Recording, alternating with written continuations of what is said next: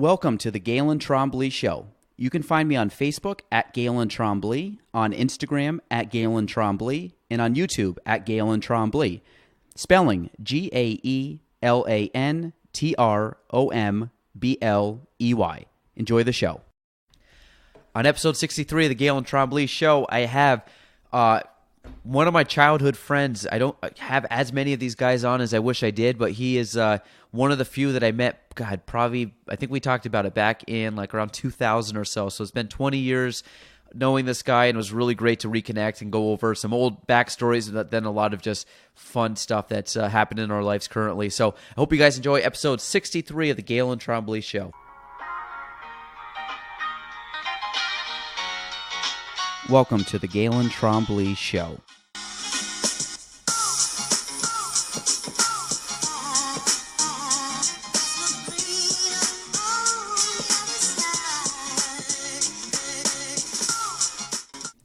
Welcome to episode 20. Oh, God, no, I almost said 29. Welcome to episode 63 of the Gaelan Trombley Show. This guest is a special guest, and I always, for whatever reason, I think as the farther you go back in your timeline in your life, and you talk to people that were there when you were much younger, and then get to kind of reconnect later on in life are always cool. I've met some people for the first time as they walked in, and then I've had people on here that go really far back, and this guy is probably in the top 3 far back people. Kyle LaFountain. I think we were just trying to decide when we actually met. We were either 9, 10, 11, something like that. It was way back at our Shazy days. Summer after graduating 4th grade. So going into 5th. Yep. I only remember that it's because I was switching schools at that point. I went from Cumberland Head to Shazy. And my mom, God bless her soul, had this great idea to start me in baseball so that way I could get acquainted with people from the school before I actually started school, which looking back was awesome. Holy crap, yeah, you're right. Yep. So I walked into the field. I can't remember how nerve-wracking it was at this point, but I can just imagine. Yeah, so, oh, wow. Yeah, shit, I forgot about that. So you came on, so because I remember you went into 5th grade knowing everybody. Well, I say everybody, but knowing a good portion of our school of the 45 guys that were, and your baseball team is 20 of them. Yeah, exactly. So we had a really fun baseball group because we played 3 years together, maybe a little bit more because a couple kids played younger than all the way through high school. Because you played baseball all the way through high school too. Yep. Right? Yeah. So we all ended the way through senior year. Yeah. So God, we played 6, 7 years of baseball, 8 years of baseball together. It's basically that same group of kids too. Yeah, because we didn't have many. Back then, there was 2 or 3 Shazy teams, and our nucleus of kids was pretty much it. We had some people that jumped in, but a lot of the other teams didn't have this. They never really carried out with baseball, so we had a really big group. I think Andy Goodwin might have been the only. Andy Goodwin. Remember that name? Yep. Andy was probably one of the only ones I remember that came from the. No, Baker was on our team. Yeah, I don't know. That was fun. We had baseball back then was my favorite sport. God, probably I went from baseball and then golf. I really obviously loved, and then it was soccer. And I think probably by the time we hit 9th grade, it was nothing but soccer. So our baseball obviously diminished, even though we had very good baseball players. We just didn't play as much. But that, like you said, that core group of kids that we had was just the best time for all of those summers. Yeah. Oh, yeah. Those are great. I had more fun playing baseball. I think the summer-wise, because all we did was play baseball, and we just hung out and played baseball, hung out and played baseball, and then it was rinse and repeat. And even when we got into, I remember modified. Didn't we play 3 years and we lost 1 or 2 games ever in 3 years, and we were smoking teams bad. I don't know if that was modified. That was definitely Little League. Wow, was our modified team that good?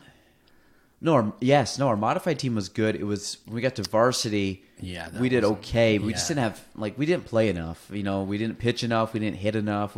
We picked up a baseball in March and played till. That's the problem with baseball. You could probably ask most of the team that are soccer players, most of the players that are soccer players. It was just a way to stay in shape at that point. Yeah, some of us still loved the game. I loved baseball in high school, but I'll tell you, Shazy is weird different because when we went in August, we were so structured for soccer, and in the sense that we took it very serious and we practiced all year long, and that was our sport till November.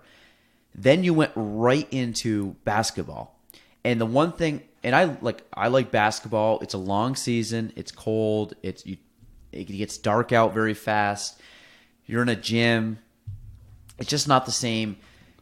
It's just different. And the good thing about basketball is we were never good. So the season always ended in February. And the one thing I always liked about baseball is we always had a solid month to 6 weeks completely off of sports. I mean, we played some indoor soccer, but really completely off of the travel schedule. And then once baseball came, we just practiced in the gym, and the season was like a month maybe. That's what it seemed like. Like a true season. Well, you had half the games were rained out, so you got to the point the last 2-3 weeks of the year you're playing 3 games a week. And I just remember the away baseball trips were more fun than any sports that we ever played, because it got to the point where we would play baseball. You were not tired.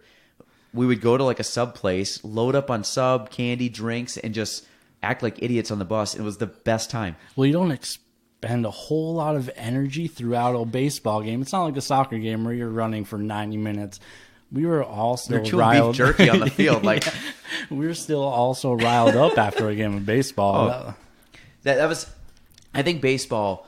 And the other thing with baseball is we had a lot of characters that played baseball that didn't play any other sport, and just made the team fun because you knew they were there, but they were there more for the camaraderie of it. And I baseball away trips for me were the most fun part of the season, because home games to me were actually kind of boring. I love the away games because they turned into just kind of like a little road trip, and then you got to play baseball, and then you just hung out with your buddies and rode a bus.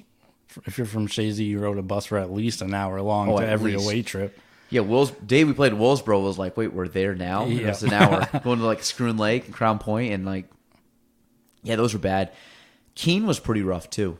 Keene was down a rough in the trip. Valley. Yeah, and because it's all those back roads. Actually, Schroon Lake wasn't bad. It was just highway the whole time, and then you got off and right there, but it was rough.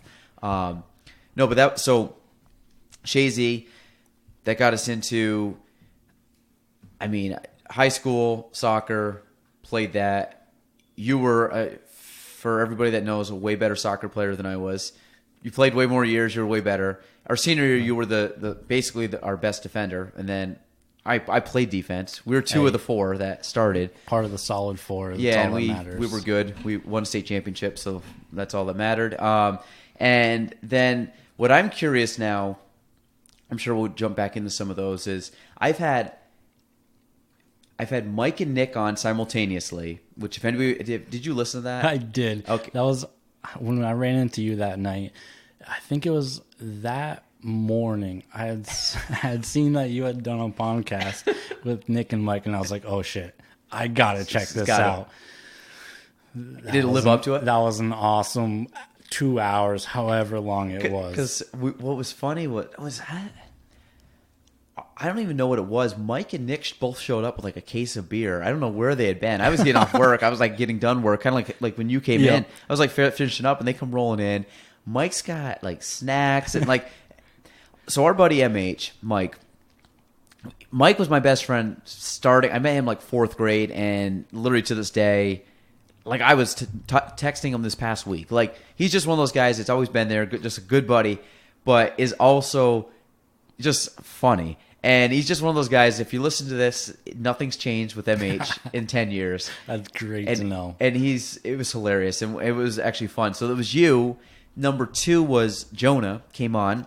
Jonah just started his voyage around the world, which I'm he actually, he did a YouTube channel, so he's vlogging his steps around. I know he's in Chile right now, so there's I'm 3 or 4, I think he's done 3 or 4 vlogs, so I want to actually watch him and kind of follow through, so I'm trying to follow where he is in the world. Right now he's out in South America, which was his plan, and I know he's trying to be in Bangkok for Thailand for his old exchange student that he has not seen since Shazy, but they've been in contact. That was RJ, right? RJ, yeah. And he's going to go meet him for, I think, the Turkish New Year or whatever Turkey? No, Thailand. The Thailand New Year's or whatever their big festival is. And then you're number 3. So I'm always curious. I did the same thing with Jonah, because the weird thing with Jonah, I had not talked to or heard from Jonah in like 8 or 9 years. So I had not actually heard his voice in 8 or 9 years, which was weird to think about. Even you, like meeting you, like we ran into each other, I think, since high school. How many times? 2? 3? Maybe? I was going to say maybe 3. Because I ran into, like, the last time I ran into was a random, Hobies ran into randomly. And it's just, so give me, since 2008 till now, like, what have you, I mean, we're now 12 years out of school. This will be our 12th, no. Yeah, this will be our 12th year out, which seems insane. Wow, when you say it like that. Because that's a full count, like a full, we basically redid kindergarten, high school, or senior year. So, like, what have you been doing the last 12 years? Because, like, there's so many people that I know very well what they've been doing. There's a lot that I haven't. Because we all just, like, 20s are a weird time. Because everybody just kind of goes and does their thing. And kind of finds their own way. Yeah, and then everybody kind of filters back or doesn't or whatever. But, so, let people know. What have you been doing the last 12 years? Much like Jonah after that Hall of Fame incident, the worst thing that they ever did was not let me play sports. When they wouldn't let me play baseball or basketball, I was like, I wasn't necessarily the greatest kid in school. I got by C+, B-, somewhere around there. So then they took away sports, and it was like, I had a whole year of school free, basically, that I didn't account for. Got through school and didn't have a sense of purpose or direction, really. I always envy people who, like, growing up, they know what they want to do. Like, I want to do this, and they see it out. I'm like, wow, like, that's impressive. I just never really had that line in life. So after high school, I got the dead-end job. At the time, it paid rent, moved out, lived on my own. I think right after our senior year, moved out.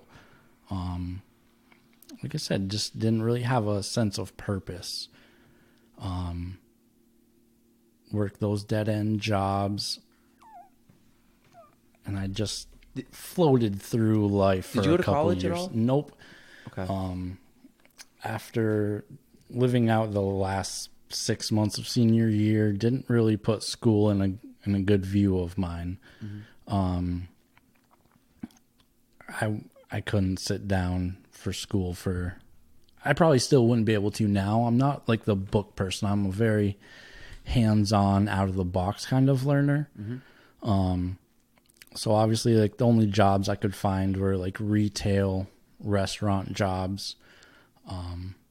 I actually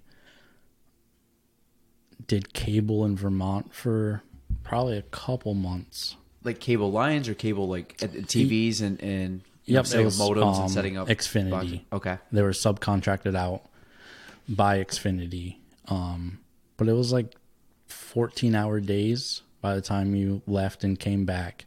I couldn't sustain that whatsoever. Mm-hmm.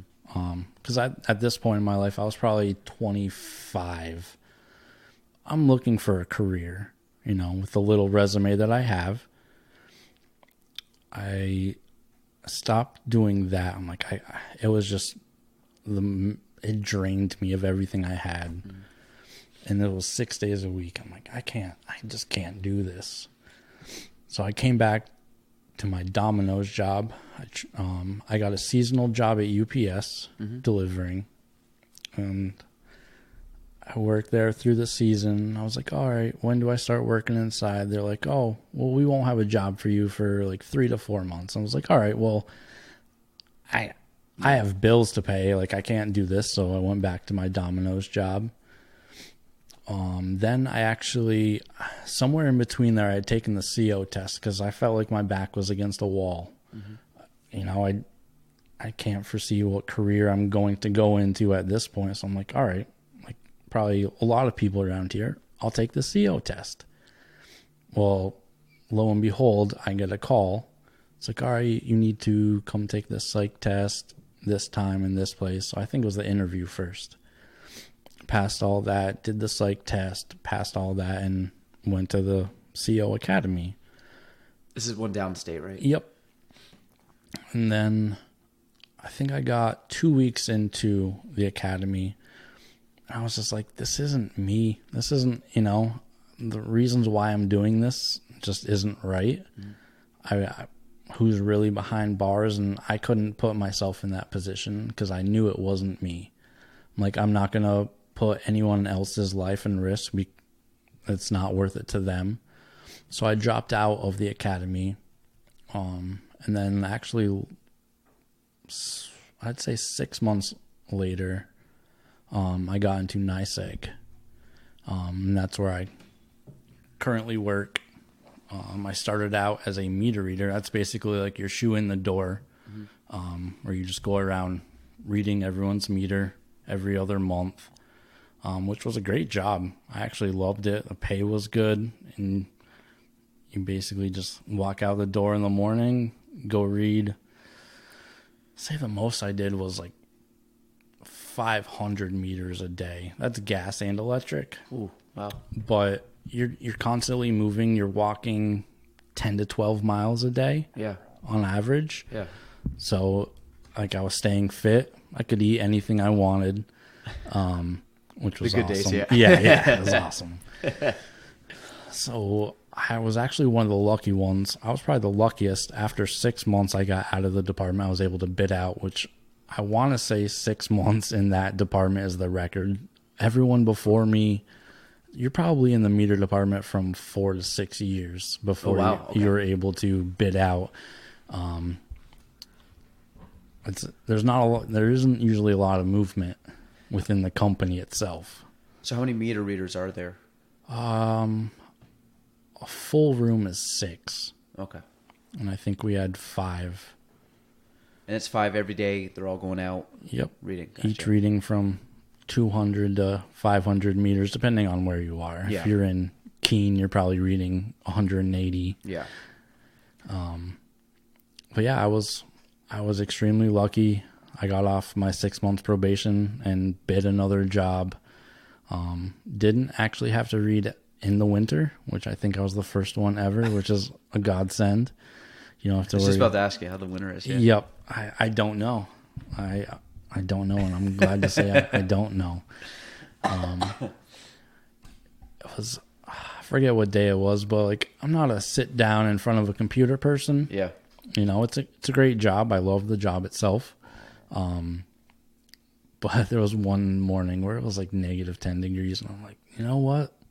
I'm glad I'm not out reading meters today. So it really opened my eyes. It was awesome. But now I work in the line room. I'm a line construction clerk. So it's basically when you call to get a job done, say you want to upgrade your house to 200 amp service, you added like a hot tub or, it's just old run house. You start with the engineering department. They make sure the job clears on their end. And I'm basically the middleman before it gets to the line guys to go out and actually do the job itself. Mm-hmm. So it's been fun. So how long you been at NYSEG total? A little under a year. Okay, so this is a pretty new job then for you. Yep. Now, New York State Electric and Gas, so you have NYSEG. How many places around the state are there? Because it's NYSEG is just New York, right? Yep. There's like sister companies, RG&E, Rochester, Gas and Electric. And I want to say CMP. I think it's Connecticut. And something. Like municipal or something? Yeah. So NYSEG, how far is NYSEG's reach? It's all over the state. There's different divisions between us and National Grid. We kind of share the state. Mm-hmm. So like our plasterwork division runs from Chateauguay down to Keene. And then we have a little area called Long Lake. Oh, yeah. Newcomb. Blue Mountain Lake. Some Class D schools right there. Yes. And I'd never really been to Newcomb up until here. When you go read their meters, you come in an hour early because it takes an hour and a half to get there. Mm-hmm. and it's just the middle of freaking nowhere. I don't Do you know remember why going up to, anyone like, lives Johnsburg? there. Remember going up there? I think you had to pass Minerva to the school to get to Johnsburg School. That game was on a Saturday.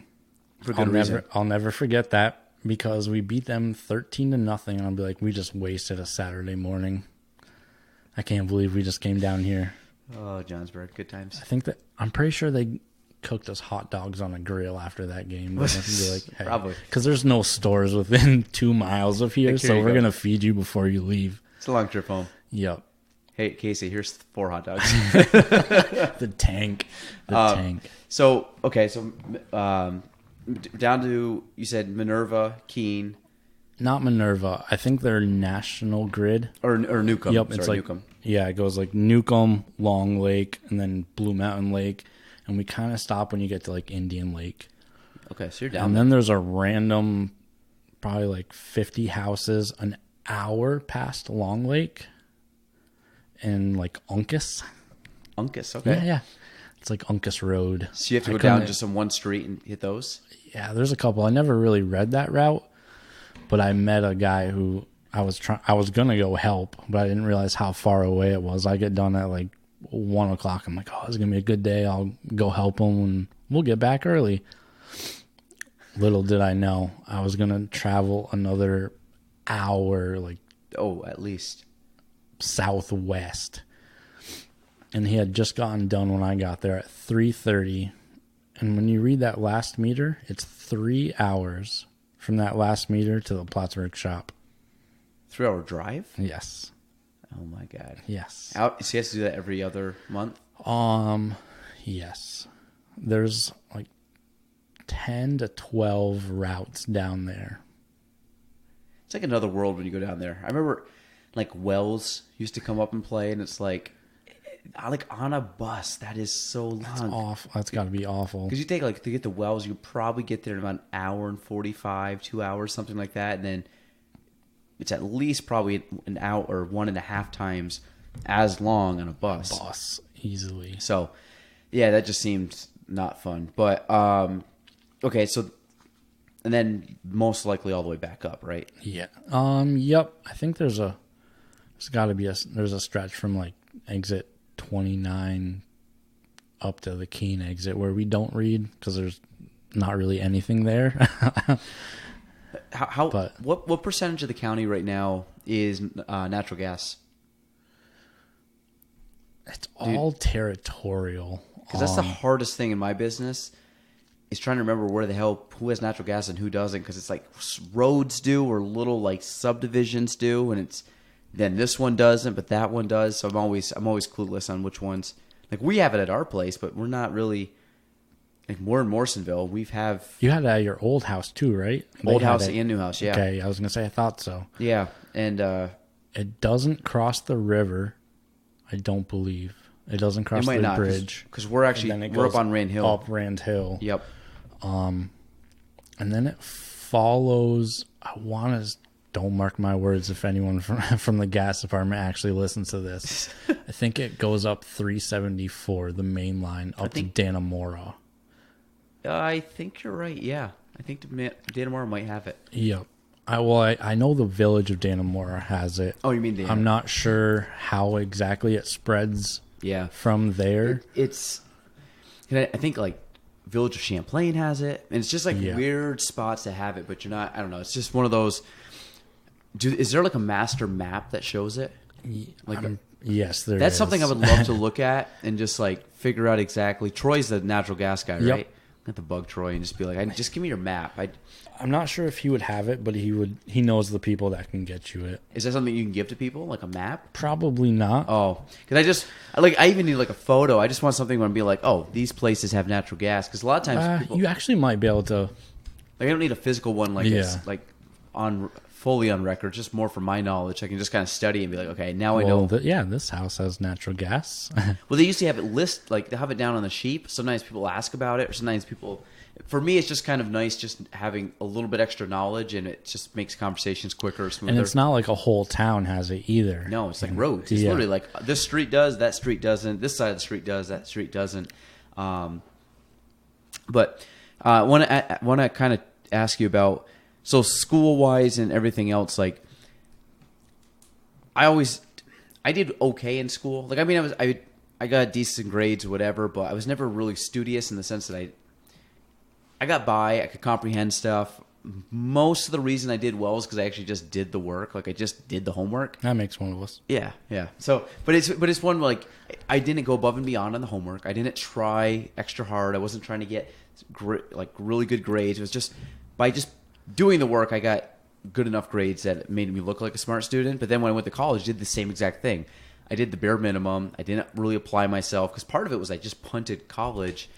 I punted college more than I punted high school. I applied to one college, which is Plattsburgh, got in, went undecided, like had no clue what I wanted to do at 18, like majority of kids. And then you just kind of figure it out on the way.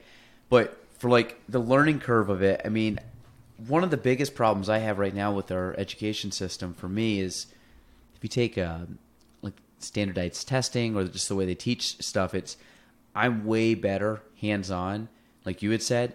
The other thing I really like too is if you find something you're really passionate about, like that's all you need because no offense, I think like I would like right now to learn a second language. I could care less about a second language in school. Same Absolutely. thing with like I like math and I like science. I didn't like science in school. I thought it was boring. But like if you tell me like how does that machine work or how does the solar system work? Like things I really kind of find interesting, I'll read up for hours. And I find that people that find hobbies that they like and they get all consuming, those people are really good students. They might not be good grade-wise, but you can tell they have a love for learning, which is one of the things I really like doing is I like learning all day long. I very rarely do I watch TV just to like zone out and chill out. Like my thing is like I watch a lot of video, but it's like a lot of YouTube videos like how-tos or something I'm interested in, whether it be business or marketing. Like I'll sit there and like watch hours of video on a topic I really find interesting, and I'm learning a lot about it and becoming a good subject expert, but I don't really know, the science or the history or English. Like I love reading now. I didn't like it in high school because they're telling like read the Grapes of Wrath. I'm like, I don't want to read that book. Like, it's long and it's about like the Dust Bowl or something. Like, but I got a bunch of books up there that I will fly through, but they're topics I find interesting. So what do you, I mean, are you the same or how have you found learning since? Because obviously if you weren't someone that applied it in high school, which I think a lot of students don't just because the system, especially nowadays, you have YouTube and you have Google. You can learn anything. Anything you want at your fingertips. And of interest and make a career out of it. I mean, there's a reason I've been able to do fairly decent in real estate because I've made a career out of, I've found something I like and I've learned because I really like it. So what's your take on that, or how have you applied that since or what hobbies have you picked up since high school that are a reflection of that? Maybe not necessarily hobbies, but I will agree I didn't like to learn in high school. If I didn't like it, I didn't care. I'm not going to pay attention. Like English was never my big suit. You're going to tell me I have to read 2,800 pages in half a year to get a B. I don't even read 28 pages. Yeah. But if you can cater, everyone learns differently. I think that's the problem. Like standardized tests should be thrown out the door. No one learns on a line. Not everyone learns the same way. Like we're talking about, we're hands-on learners. Mm-hmm.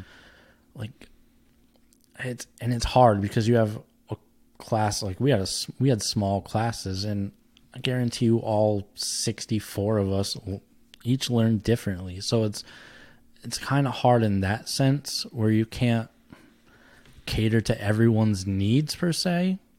Well, I mean, I found I spent a lot of time watching the clock in a lot of classes. Yes. And the classes I watched the clock the most in, science and probably English. And the ones that I didn't were, like, to me, I actually liked math and I liked history. I didn't watch the clock as much. But I'll tell you, science class was painful for me. Every single day. My mom's a science teacher. I hated science. I would sit there and look at the clock and you'd be like, okay. And then you like focus on something else. You look back and be like, it's only been 30 seconds. Yeah. Yeah. It's like something such a small number. Oh God. Yeah. Those are brutal. But there's another thought I just had I want to talk to you about. Oh man. Keep talking. It'll come back to I'm me. gonna say it'll come back to you at any time. See, yeah, it's my right into my worst head. one was social. Really? Yep. I had no interest in it whatsoever. Science, I didn't mind. I had a slight interest of how things work in general and how everything's created, all of that kind of stuff. Math was kind of easy to me. I didn't ever have to study. Numbers just worked for me. I didn't. But English and social, American history, like economics, that stuff wasn't so bad. But global, Yeah. that's a Global different was tough. story. That was a lot to digest. Like I was an American history guy. Like give me like the Han dynasty or whatever dynasties, and I'm like Mesopotamia and all these. I'm like I'm so lost right now. The other thing I always find too, if I had to go back and redo high school, this is what I would have done. If I could go back today with the knowledge I had and say I want to redo high school, 9th grade, I would have took every single technological class I could get my hands on. I would have spent every single day in the tech room, and then when it was time to go to CV Tech, I would have went to CV Tech for some type of trade, and then I would have not gone to college. I would have punted college, and I would have went to. And this is how I think schooling should be taught, or kind of follow this, is that I would have gone, my college would have been going to a specialty degree or course. Like I ended up getting a real estate license while I was in college. I didn't need to go to college for it. I could just took it. Like anybody right now could take the course, and however long it takes you to take 75 hours of the course, like I should say, it takes you 75 hours. However long it takes you to actually get through that and take your tests, you can become licensed. The barrier to entry is so easy. Obviously, to be good at it and stay in it's hard, but to get in's easy. I would have done that, and had I did my tech classes and was a little more hands-on learning, I would have, I think, found a niche of what I liked, whether it be in that space or just the idea of trying to problem solve and learn, because there's more science and math involved in those two things than just sitting there going over calculus. Like, no offense, you need my business right now. I need to know I need to know the elementary math right now, and then maybe junior high percentages and decimals and stuff like that. That's about the level of my math that needs to be done, and that's probably the level that 99% of people in the population need. Besides like engineers and and engineers, you might need like the Pythagorean theorem things, but even if you ask some of them, they're probably not far off from saying you don't need to use a lot of it, which I get the problem solving aspect, but I think I would have done, like I said, technology courses, went to CV Tech, and then went into a trade and or professional course or something after. Because the way I think college is going to happen, one, to me, college is the price you pay for certain degrees is atrocious. Because if you come out of college with debt for something that you do not need a degree for, you, to my opinion, wasted very valuable resources for something that the payoff wasn't there. You could say, yes, I got the experience, or I was taught how to learn or think. Maybe, but at what cost? And the fact that now, I'm coming from the real estate industry, why is someone in real estate maybe someone at the age of 30 has not bought a home yet, or the age of 35 hasn't bought a home yet? Well, if they've been paying debt for 10 years, there's a mortgage payment or a percentage that could be going to a down payment to get a mortgage. And the problem is with a lot of that is that was what was expected of us 12 years ago. Now we're starting to see that reverse a little bit. I have one girl right now that's in real estate that's in college. I have another girl that I talked to her today. I said, wait, where'd you go to college? She goes, I didn't go to college. And I said, love it. Like she's like 20 years old, went to the workforce, got her degree. Like I look at like my dad never went to college. Like I look at a lot of people that have done well that never went to college. They just found something they liked, learned, worked hard, and got it done. That was me or what I would have liked to have done. Did you go to CV Tech? I did. So what'd you go for? Because I'm curious now. Because pre-engineering. Okay. So what was that? Or do you remember much of it? I do.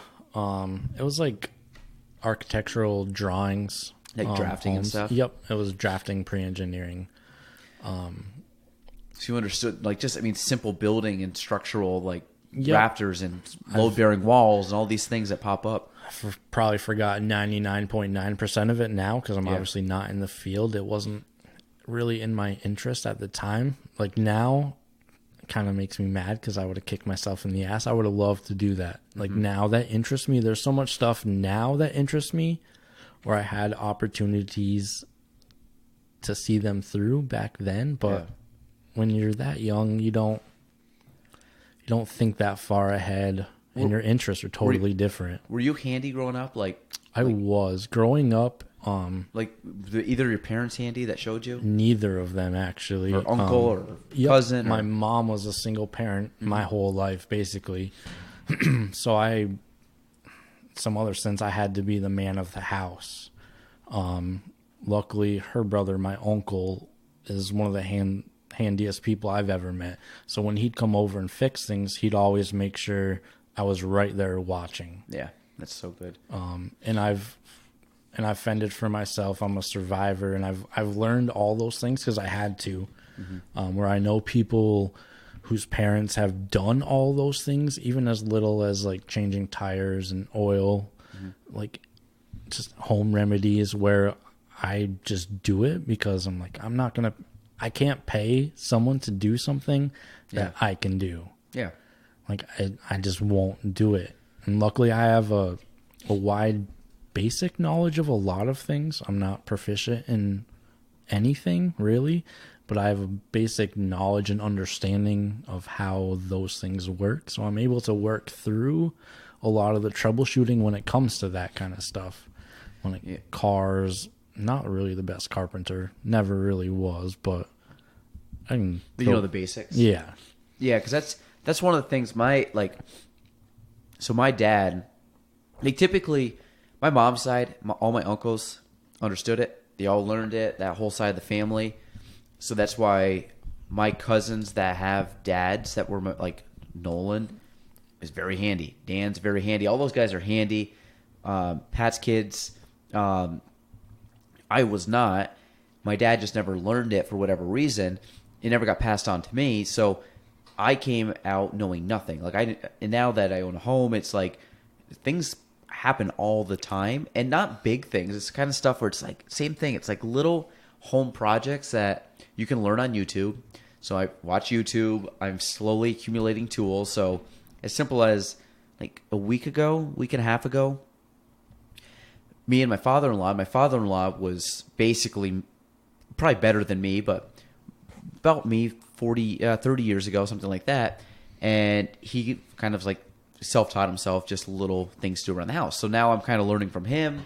And we just built shelving down in the basement. Simple shelving, but it involves cutting, measuring, leveling, just drilling holes and just aligning stuff up. And it allows you to think and put your mind into, because you got to say problem solve, but it's kind of the one like you measure twice, cut once kind of thing.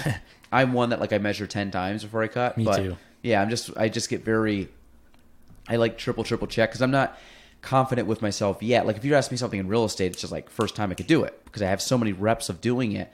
That stuff I don't, but now that I'm slowly getting the tools and I kind of have a little place to do stuff, I'm picking up on it, but I love it. And I wish I had more time for that kind of stuff, which is my detriment. It's just I don't have the time. But I find that just being handy, I think if something ever happened to me real estate wise, I could not do real estate. One of the things I would consider is something within plumbing, electrical, or carpentry. I like it. I think it's a cool thing for my mind to work like that. And I'll tell you right now, you will always have a job because all those guys that know how to do that stuff are retiring. In our generation, a lot of us don't know how to do it proficiently to be able to have a career out of it. You're going to see a very big need for those people coming soon. I feel like growing up, there was that huge push, like you were talking about, was like college. You can't go anywhere without a college degree. And now look at we are in a need for tradespeople. Yeah. And like you said, all these older guys with 30 to 40 years of knowledge are retiring and don't have 2 generations to pass it down to. Yeah. So I hope there's a bigger push. Well, one of the things I'm not very handy, but I look at it. My son's 2 years old. Like he's already like he sees me like doing stuff, and he'll come over, and I got him a little tool set for a little toy one for Christmas. But like one of the things I would like to do is let him have some type of knowledge when he leaves and goes. Like he can be the one to fix the plumbing or fix, maybe if I can learn some electrical stuff, but basic things that he can just do and he won't have to call somebody. It's like, okay, well, I can frame that out, or I can change this, or I can reside that. And he has the lingo that I'm learning now, but I'm way better than I was a year ago. And hopefully in a year from now, I'm way better. And just little projects, but I enjoy doing them because to me, it's like mindless. I mean, I'm thinking, but where my life is like people all the time, it's nice to just me and my thoughts, even though my brain is still going, hard in just a different way. It allows me to just kind of relax, listen to some music, kind of just think and just not. See, that's what I love all about that. It's just, like you said, as much work as it is, it's relaxing. So what do you do for like relaxation? I would say a couple of years ago, I really got into working out. Mm-hmm. Yeah, I was gonna say you look good. Like you've kept in 12 years. Some people don't keep off weight or. Yeah. Like the thing is, I could recognize you when I walked up. See, that's a good sign. 12 years later. Yeah. Could be like, wait, yes, Kyle? Yep. So I started working out, and it was more of for the mental relaxation. It's not like I don't have a goal of like, I want to be this strong. I've never went into it like that.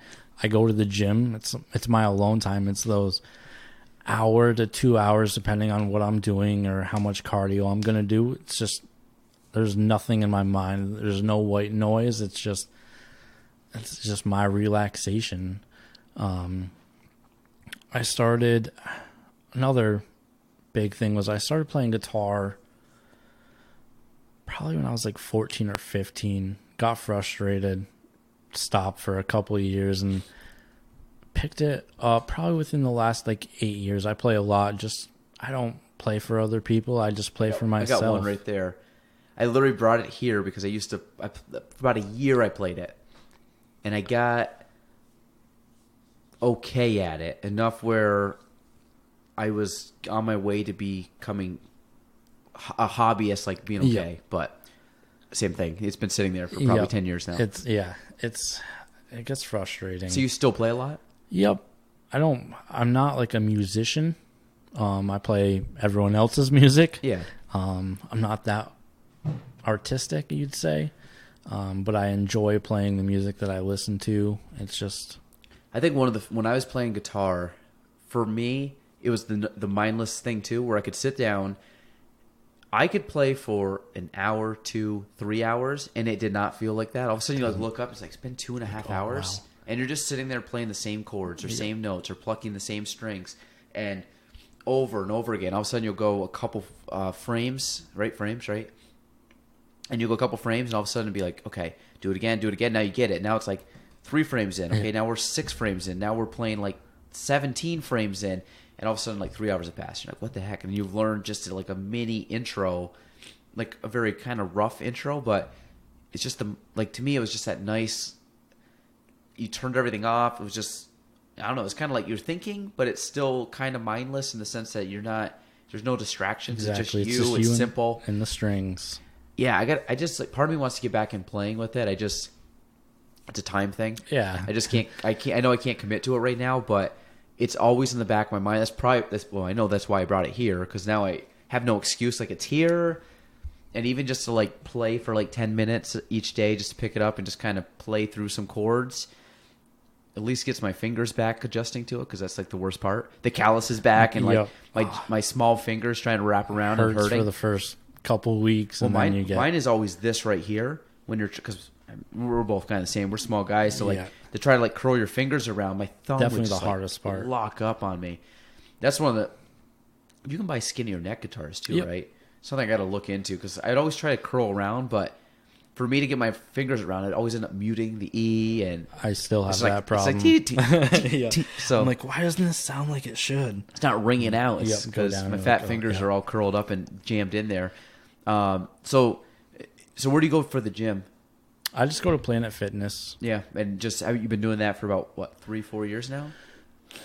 Probably somewhere, I'd say, yeah, somewhere around 3 to 4 years.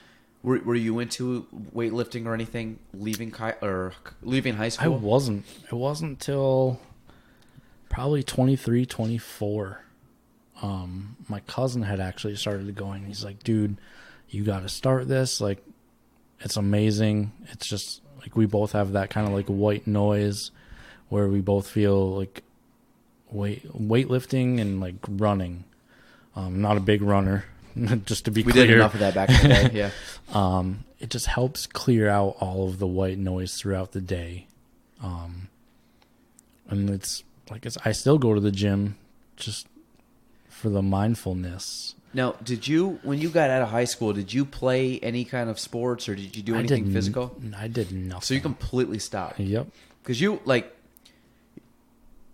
were most times on most teams one of the best athletes on the field. You know what I mean? Like if you went, actually really every sport, you I think started every sport, and I would say out of the starters, whatever the game was, you were in the top percentile of the players. So like to go from nothing, like when I was 19, I think I played men's league for like a year or two, soccer.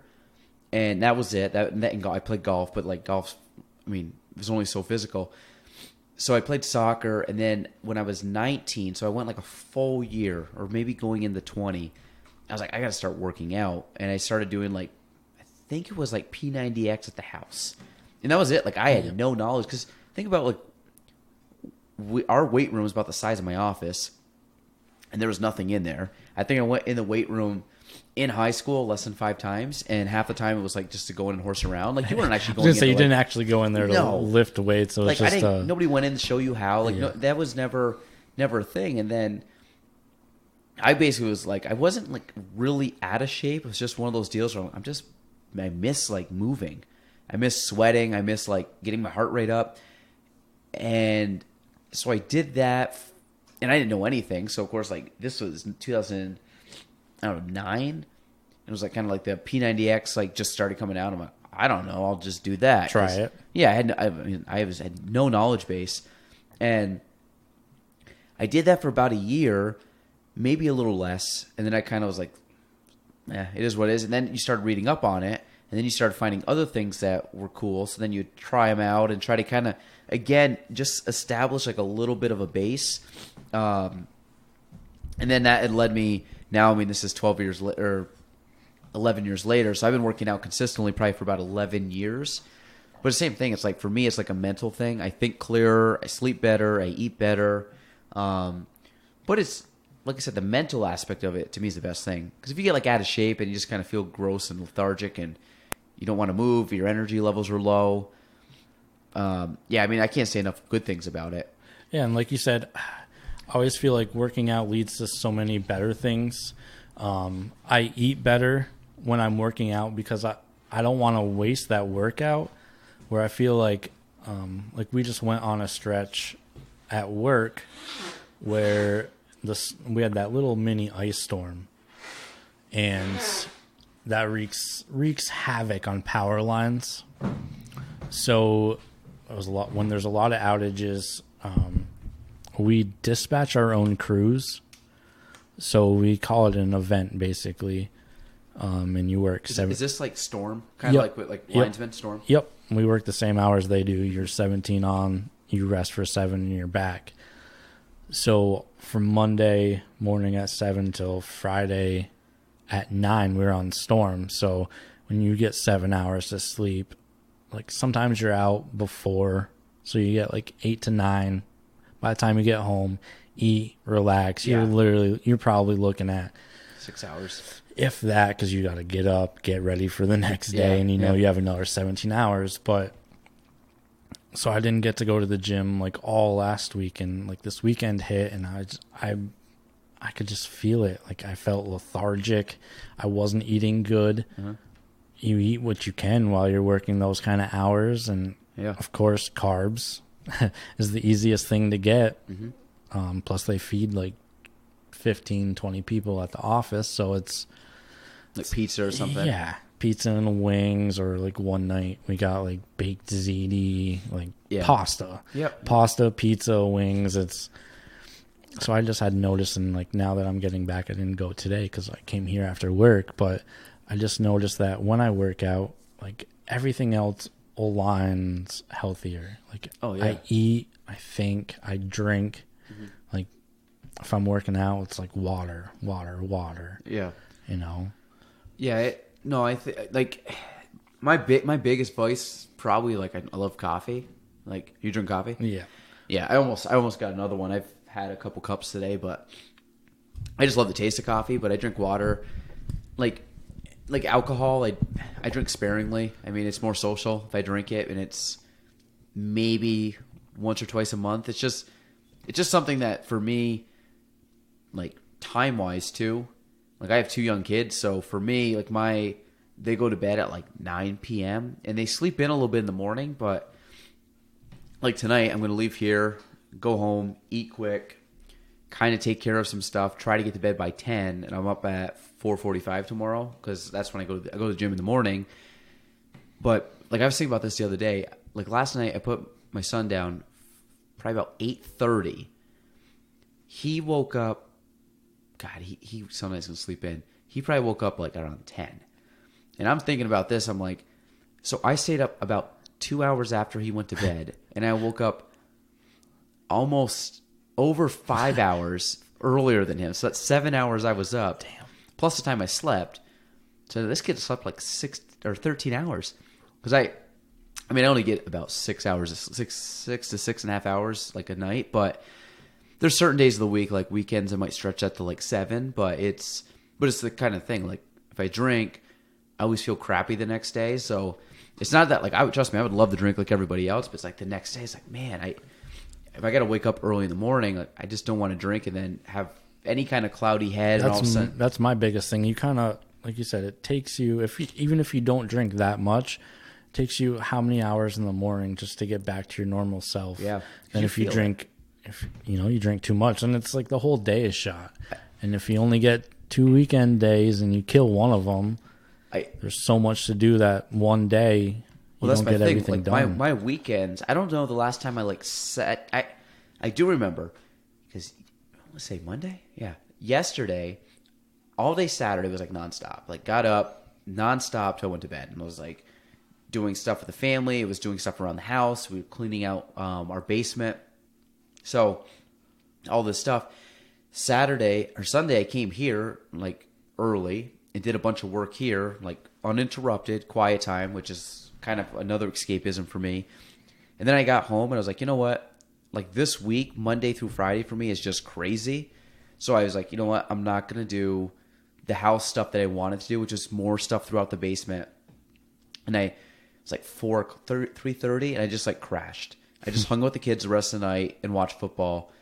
And I say watch football. I like made dinner and did like dad stuff, but it wasn't like doing other stuff. Because I literally got home, I was like, I'm exhausted. And that doesn't hit me often, but I was like, I just need like a couple hours just not to think. Because me, I was thinking. It was like, I just want to shut off and just hang out. Because sometimes my mind goes too much, too quick, too fast all the time. And it's like, I just need to take some time out. But I keep, this is the second time I've done this today. All right, give me another topic. What else is going on in your world? Have you ever indoor rock climbed? No. No, you should. I feel like indoor rock. Did you go to Plattsburgh or the one down in Willsboro? No, I didn't know they had any. I think Plattsburgh has an indoor rock climbing wall. Plattsburgh State, and there's a place down in Willsboro called the Crux that has one. I didn't. Yeah, wasn't aware of that. Yeah. I didn't know there was any place in Willsboro. Interesting. Yeah, and I think I don't know which one's better. My guess is probably the one in Willsboro, but I could be wrong. Not many things are better in Willsboro. That's impressive. It. We got some friends down in Willsboro. I make fun of them all the time. But, no, but I think if you go down there, check it out. But I'm pretty sure it's called the Crux, CRUX, and it's a rock climbing wall. I have not done. I've done rock climbing, not like real rock climbing, but rock climbing before.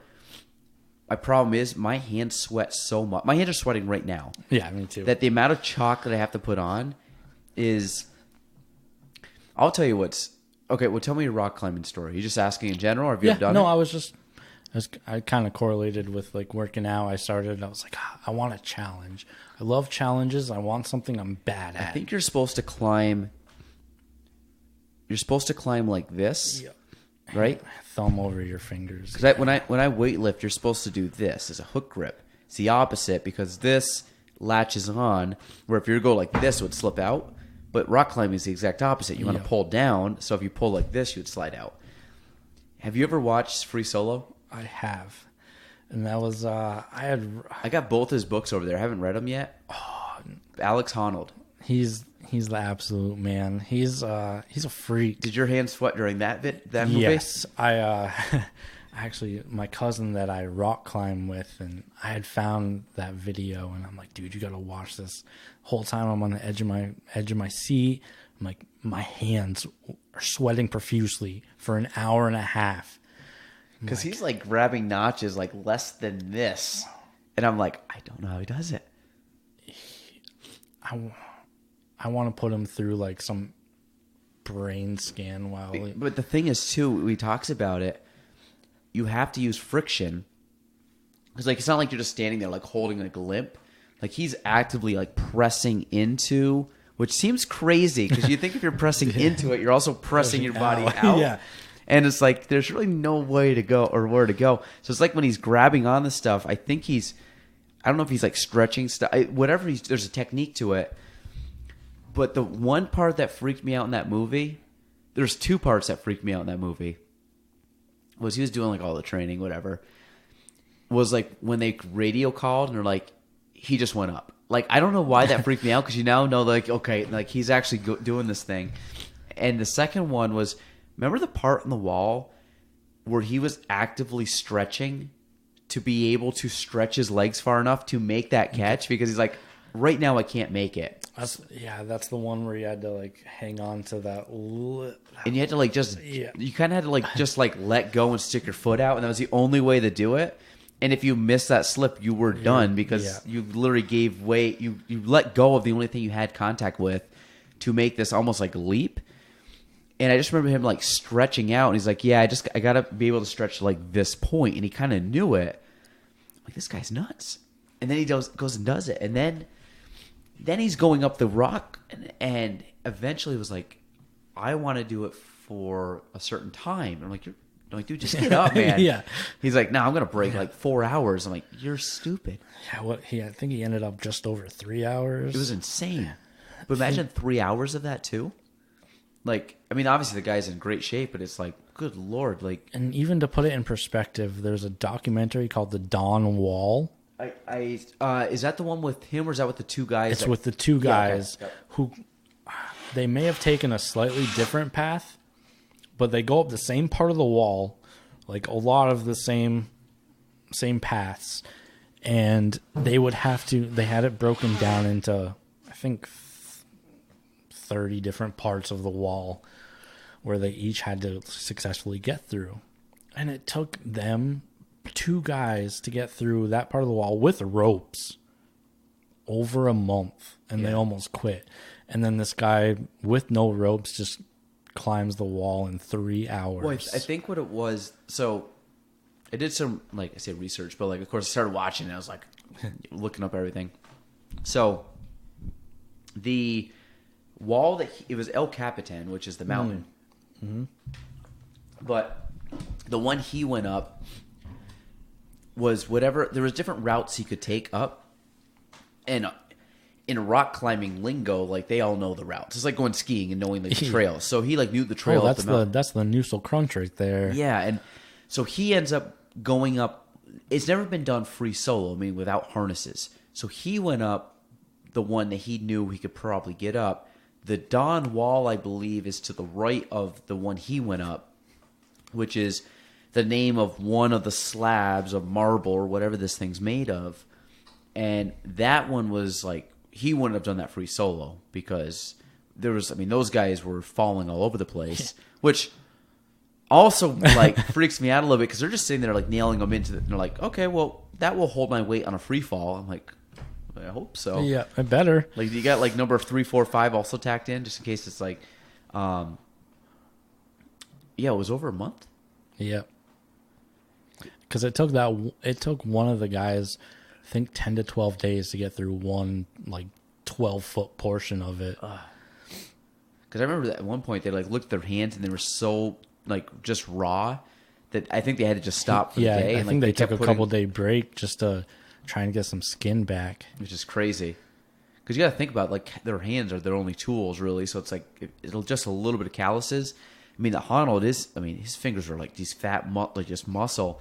I think the funny thing about the whole climb was when he just like popped over the edge and tourists were there like taking photos, and they're like, "Where'd this guy come from?" Then you get there was that one point where his cameraman, I don't know what part of the wall he was. He's like, I can't watch this anymore.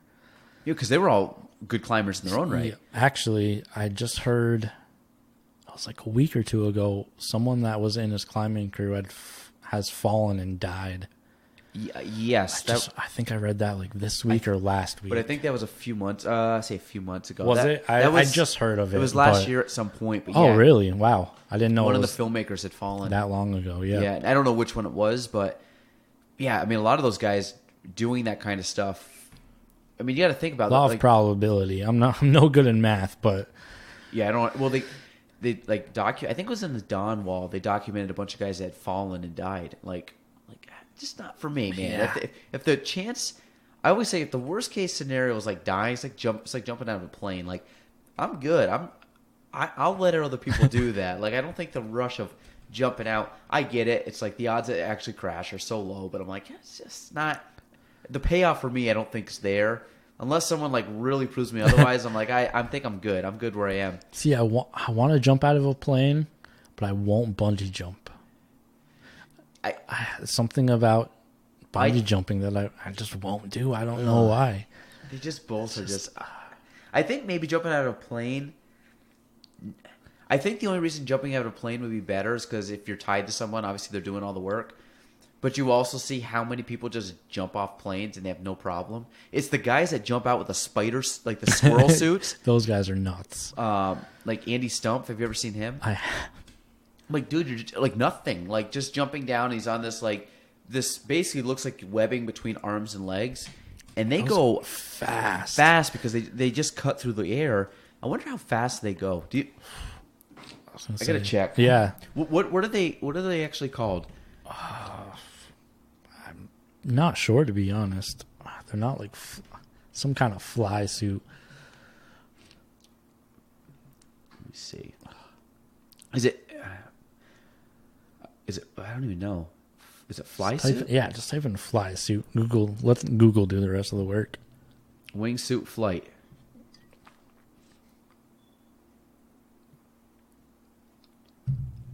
Oh God.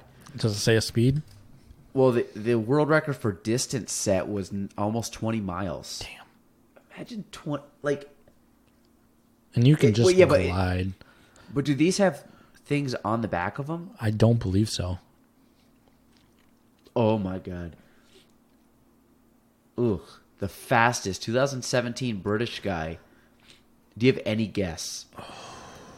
Like this is the problem. It's like you don't really have a base of like what's fast and what's not fast. Like you have no reference point. But gonna guess 140 miles an hour. That's better than I would have thought. I mean, that's better than I would have guessed. Because I imagine 246. Holy shit! Like you guessing over 100, I was like, that's pretty wow, good. Wow, that would be I was fast. thinking probably like just to 100. 240 miles an hour. And there's no protection. Ooh. One guy jumped from 21,000 feet off of a peak in India. Oh, wait, no. And then the guy in 2013 jumped off of Everest. And then the same guy jumped off of some place 25,000 feet on Cho-Oyu in 2016. So that's base jump records, a wingsuit base jump records. Speaking of Mount Everest, I heard it was like the roughest year to climb Mount Everest this year because of the weather. Yeah, because there were so many people that were able to climb it that there was just lines of people that were. Oh, there's only one. Busy. It's only one-way traffic. Yeah, so they could only fit so many people. Down? So people are just waiting there. Hey, that's the problem. You climb up. How long does it take you to climb down? If it's hard to climb up, it's got to be hard to climb Yeah. down. Greatest horizontal speed. Oh, Horizontal speed. wait, fastest. Greatest average horizontal speed. Performance competition rules. I don't know. That's fast too. The longest time was 9 minutes. The farthest was 19.94 miles. Landing. What the heck does that mean? Safely landed a wingsuit without deploying his parachute, landing on a crushable runway landing zone built with thousands of cardboard boxes. This was in 2012. That's incredible. I don't know. I don't. I mean, it's cool to watch. It's like one of those like Red Bull commercials. You know what one freaked me out? Remember the guy who jumped from space? Did you watch that? Yes, I did. I just saw that the other day, like a clip from that. And that was freaky because I still remember the day. And he kept climbing and climbing and climbing. And all of a sudden he just like steps out and just like drops. I'm like, what the? I don't know if I'd be able to jump from there, but to look out and see that from That's cool. from the perspective that he got to see it, that would be awesome. It's probably one of the coolest views in history because you can take like an astronaut or even an astronaut like hooked up to like the space station, but to know you're just about to like just drop down to the earth, and then as you're flipping, like you're falling to the planet. I don't know. I'd be hard pressed to find a better. Like what would be a better view than that? Like a more unique view that nobody's ever seen. Like me, and I know people have jumped, but he broke the record or whatever. Yeah, he was the highest. But and it's still the farthest same away. idea. Like that's the view. I don't know. I'd say that probably trumps everything. I mean, to see the entire planet. Like it's very tough to say like on a certain like level, like on the planet, and then all of a sudden you're just like, nope, we're gonna go way out and just see it all. The curvatures. Like I'm fascinated by space. Like that's one of my like we go like a sciencey thing. I wish I would have took astronomy in Me too. College, and I missed that. I wanted to take it, but just scheduling, I couldn't fit it in. I want to go to the planetarium there. They have like light shows. They had like a Pink Floyd, and they had a Led Zeppelin light show. I mean, they played music, and I'm assuming they did like lights and they did astrology stuff. I don't know. But like all the, the stuff in the stars and the constellations, like that stuff to me is pretty fascinating. Even though I know nothing about it, I know the Big Dipper, I know the Little Dipper, I know like Orion's belt, which is like everybody knows. So I'm like, I know kind of what should be the North Star, even though I can never point it out. I was gonna say you kind of know what leads to it, but I'm like, is that really it? I can never see it. Yeah. And I always look at it, I'm like, it's supposed to be the brightest, right? But they're not. It's never the brightest. Like that's always fascinating. Do you remember back? I don't know why I remember the date so well. It was 2007. No. 1997. Was it Hale Bopp? Remember that? It was a comet. It was a comet. The Hale Bopp comet, I think, came in like 1997, and it's the first time that we'll be able to, or we won't be able to see that for like whatever the year is. And Hale Bopp. Sorry, I'm like stuffing right up right now too.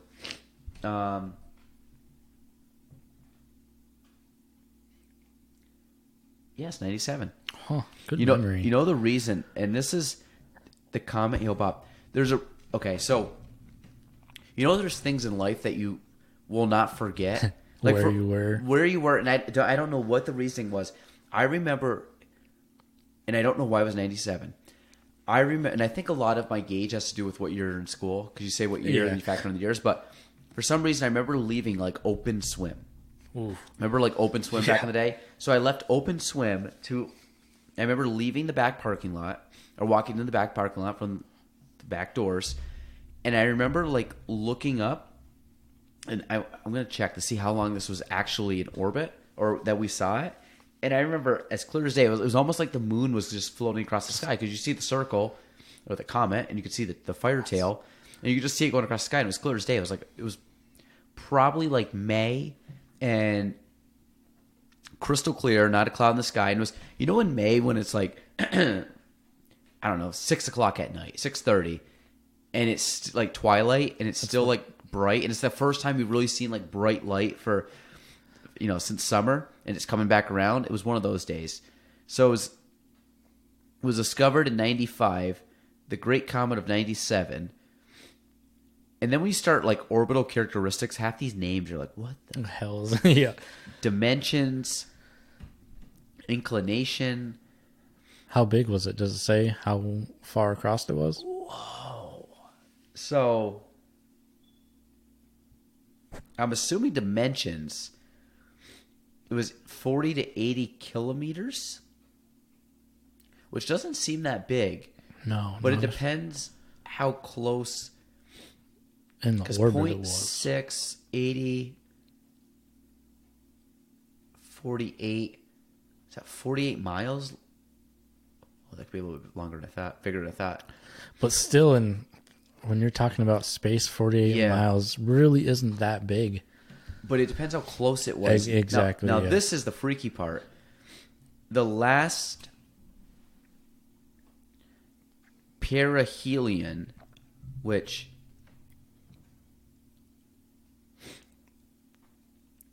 two bodies, orbital.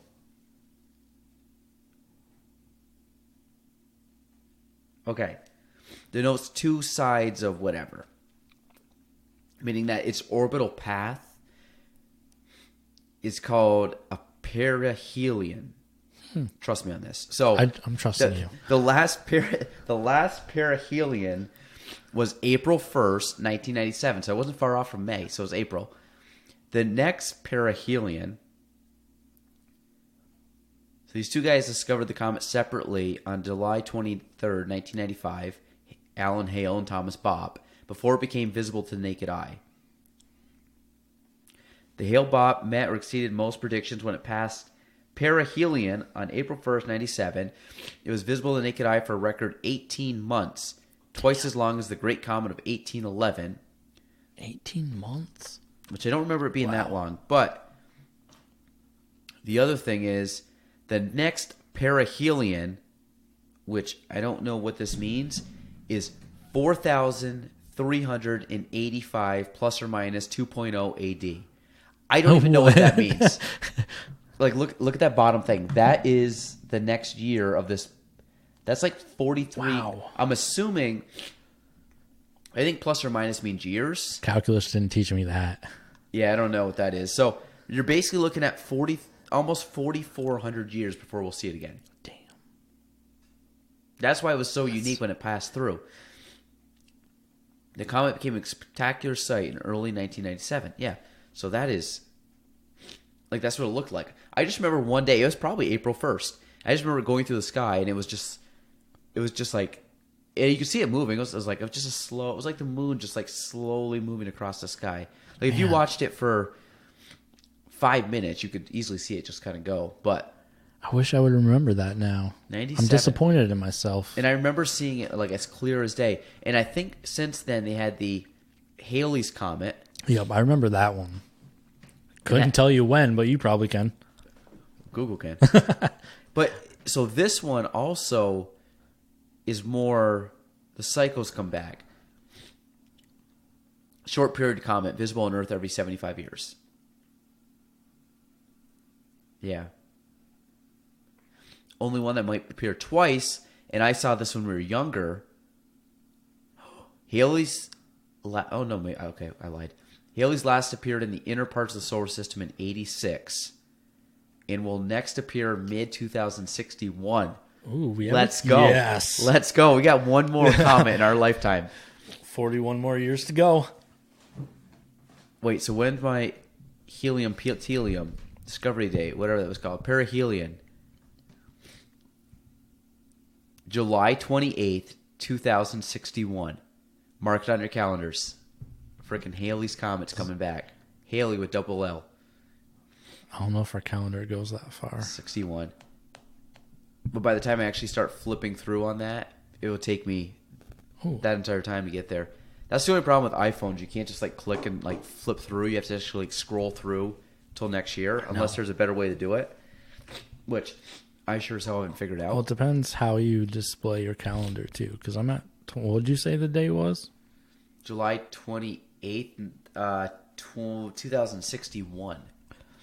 That'll be a Thursday. You could find that? Yeah. What kind of phone do you have? I have an iPhone. Do you use iPhone app or do you use Google Map? I use the regular calendar that you have. The regular one. That one? Yeah, the iPhone one. I got a year. See, I use... but you probably display yours different because you have a lot of appointments on a day-to-day basis. So you need it broke down on a day. I'm just like, give me the year. That's yeah, exactly. No, I let me see. I usually go by day just because my day is much easier. Let me see. We have... If I go to the Apple... I think I got rid of my Apple Mail one, actually. So I'll trust you. It's Thursday. Yeah, that's crazy. So 2061, that just seems like an insane time. Insanely long time frame. But sort of the 90s. They sound like they were so long ago. So someone said the other day, so think about this. So 2020, year 2000, 20 years ago, which is insane. Because the thing is, when you think about 2000, that was like a big deal. And I remember it being a big deal. Like when I turned, like, you're going to be 30 soon. I just turned 30. Like 1990 meant nothing to me. You know what I mean? Yeah. 2000, I was like, oh, I remember like the Y2K and all that shit. And then, now I'm like, that was 20 years ago, which doesn't seem that long because like seems like a blink of the eye. And the other thing too is, I don't feel old. Like people have said this, like your body obviously feels a little more achy than it used to, but like mentally I don't feel old, and mentally I feel like a little wiser, which is good. Yeah, I think we're starting to get to that point too. You learn a lot in your 20s, and I really find that your brain fully develops at 25. And I found, and I didn't know this until like 27, that was the case. And at 25, I was like, you know what? I did notice a slight change from that time period. Like from 25 to like 30, at 25, things started to like make more sense a little bit. I don't know if it was that or if it was just time period of life or who I was surrounding myself with. No, there's definitely something very true to that. That's basically when my life turned around. Like I started to get everything together. But yeah, I think it's your prefrontal cortex doesn't really start to form until 25. Going really, No, that was good. That was a good science term. That's where all your decision making comes from. Is your prefrontal cortex, which is right in the front. Yep, it's like the decision making part of your brain, which is like I think it's the last to actually fully develop. Oh, maybe. Yep. That's why people make dumb decisions when they're young. Yep. And the funny thing is, like, now that I've known that 25 is the year that people's brains actually fully develop, I don't judge younger kids as much because, like, I take like my son. Very early. I mean, he's 2. There's times he throws tantrums. And there's times he does stuff. But I very rarely get frustrated. It's something I try to be aware of is I know he can't control it. Because it's not like, think about it. He's not choosing to be like a pain in the butt. Or he's not choosing to like have these outbreaks for no reason. One, he's not fully talking. Like he's starting to put some words together. But he's still kind of babbling and stuff. So you take like, if he's acting up, sometimes it's just he can't tell me what he wants. And then part of it is just, he's a little kid. He's got hormones just as everybody else. And he's all over the place. And he's still learning and figuring himself out. He doesn't know what's going on. No, so he's crying. He doesn't know why he's crying. 2 minutes later, he's happy and giggling and smiling. So I always look at little kids like that and really give them the benefit of the doubt. I'm like, they're just little kids. And then even kids that are in high school, now they look back at high school like, oh, we're so old. Now you look at high school kids and they're like babies. But the way they act too, it's like, okay, well, they're just going to be act stupid, or they're going to, like I have friends that have, the kids that are in high school and they act like high school kids. And again, 10 years from now, they'll look back at that time and be like, what was I thinking? But like, you don't know because your body's different and you're acting out in ways that you're not typically going to do in the future or will want to. And same thing now, like I'm sure the stuff I'm doing now that I won't want to do in my 50s, but I find that right now I'm good. It's been a while since I've like looked back and been like, ooh, I wish I didn't do that. Exactly. It's honestly probably been since high school. I think it's the start of our prime years too, is when, you don't really start becoming an actual adult till at least like 30, 35. Are you excited for 30s? I am actually. That's not going to bother you hitting 30? No. I just the number itself, it's obviously just a number. But like you said, your brain doesn't fully develop till you're 25. You don't truly know yourself until, you have to give yourself 3 to 5 years. So I feel like you're just becoming like who you're going to be in that stretch of time. So a couple things. Like right now, like me turning 30, I was so pumped to turn 30. I don't know what it was. There was absolutely nothing that I was like, oh my God, I'm going to be 30. I don't think any of them are really going to bother me because I always look at it as every year has gotten better and better just for whatever reason. Your knowledge, your friends, opportunities, things you should always in life strive to get. Like my thought is that you should always strive to get better at whatever it is on your own path at your own time. Like everything happens for a reason. Like people say, like you got to be married at a certain time or have kids at a certain time or have a certain career, and it's like you don't. Everybody's got their own plan, own time frame. But I just think that every year or everything should work towards getting better. Like there's no reason to wake up in the day and just be complacent and be like, yeah, you know what? I'm good. Like I'm just going to not try to be better tomorrow as I was today or something like that. But I really find that your 20s are all about figuring it out. And again, I mean, you came in today, there were some younger agents that were kind of leaving. Like some of them have had issues with that. Like, well, I don't know what I want to do. I'm like, you're 19, you're 20, you're 21. Like, don't worry about it. Yeah. Just live life. And, if you think there's an opportunity that looks fun, take it. Or if you think there's a choice that, I don't know if it's a good choice. I don't know, just do it. Like you won't know until you try it. Exactly. Really. And how many choices have you made in life that you've really regretted where you're like, I really should have took the other choice? Most of them, probably a very small list, because at the end of the day, I look at it too. Like if I didn't make that choice or I didn't do that later on, this great opportunity. Exactly. Who knows if that would have fell into your lap or not? Well, even think about as friends or people that spouses. Like how did and I'm different because my wife's from around here, and there's a lot of reasons how we even would meet, but take people that get married. It's like, well, I only got married because this person took a job in this state and then moved here and then moved here and then we met some random friends party or not even that, cross paths at some event that we had to work together at. And you see so many of these weird things that I'm so one of the, I don't know, I want to see if you agree on this. One of the reasons I'm not a very stressed person in life is that I truly believe that things just work out for a reason. And I'm not a big, I don't go to church anymore. I'm not, but I do believe, in higher powers or whatever. So I'm kind of one of those guys that I just believe that whether or not, our lives are predetermined or whatever, I don't know if that's true or not, but I still believe that every choice you make is maybe, I guess, predetermined, but it should have been made. So if I make a decision, for whatever reason, if that turned out to be the worst decision up to that point in my life, it's still a decision that's going to shape the rest of my life. And then if you look back at it, if I was to go back and change something I did in high school, say your mom never put you in the Shazy. Say she went to another school. You would have a different life now. Absolutely. We would not be talking. Or maybe we would, but maybe we wouldn't have the same. Maybe we would have met when we were 24 years old, at a job or at an event or through mutual friends, but never had the backstory back to age 10. So all these things lead to something, and then that doesn't mean you can't better tomorrow. We've had,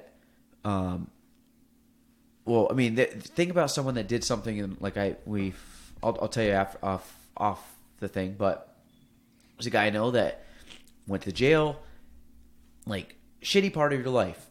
Talk to him after, back into real life, reestablishing themselves, but they made some good choices and did some stuff and learned some stuff while in prison. But you look at that and here's the low of low, and then all of a sudden you're out, and now you're, still a young person, and now you have your whole life to live.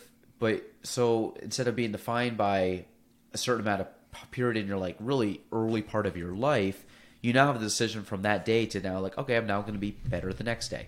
So I think that's the real cool thing about life, is that you can go from wherever you're at to, if you want to make a change and be better, it just takes you making the change and be better. Like, it takes that first step, but you have the chance to do it, which I don't know. Have you ever looked at that like that? Like life? 'Cause I know you 100%. said like you came out of high school and you're like, I didn't know what I wanted to do, but then you look at... Well, back in high school when the whole Soccer Hall of Fame thing happened, like I got depressed, extremely depressed.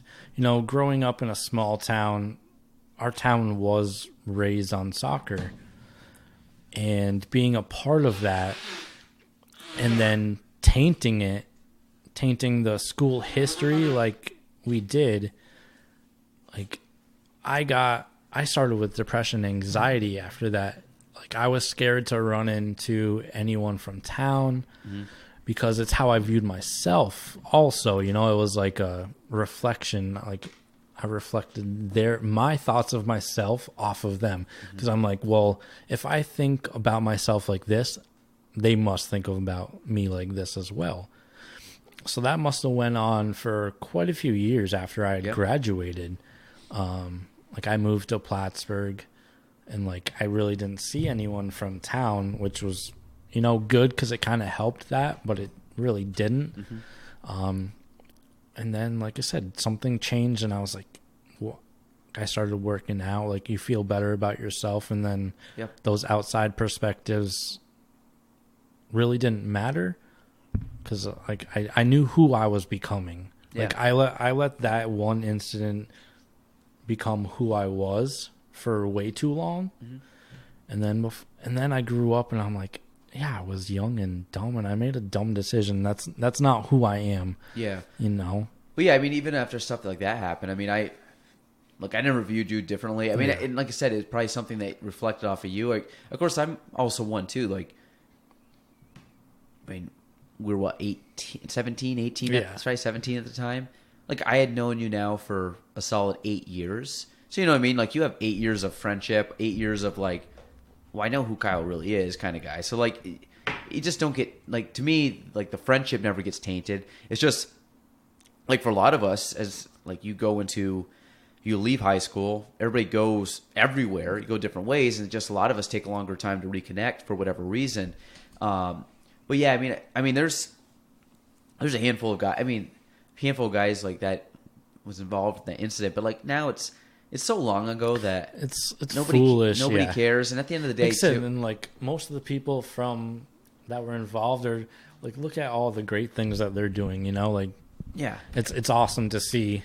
Yeah, I mean, I think Jonah even mentioned it. Like, Jonah was part of that, and he ran into some trouble, and he changed his life around. I mean, it was awesome to see. Yeah, and I mean, to me, it was like, I know it's, and I said in the beginning, like, it's one thing to have I don't know what it is. I think having buddies that were younger than went to high school with you, I don't know what it is, but like, that's your first group of friends. And no matter what, like, wherever you go in life, everybody still has that to fall back on. And it's kind of, I always look at that time period as it really develops you as a person, because those are very, like, for a lot of kids, vulnerable years. You're learning about yourself, and you think you're more than you are at that time, which is not in a negative way, but think about, like, if you were to look at right now, we're 30, okay, 29, 30. Like, if we were to look back at, say, a kid this year on the soccer team did what you guys did back then, well, us looking at them now and just like, okay, they're just young and dumb. Yeah. Like, and then what would you do? Like, you just get up the next day and keep doing whatever you're doing. Yeah. Like,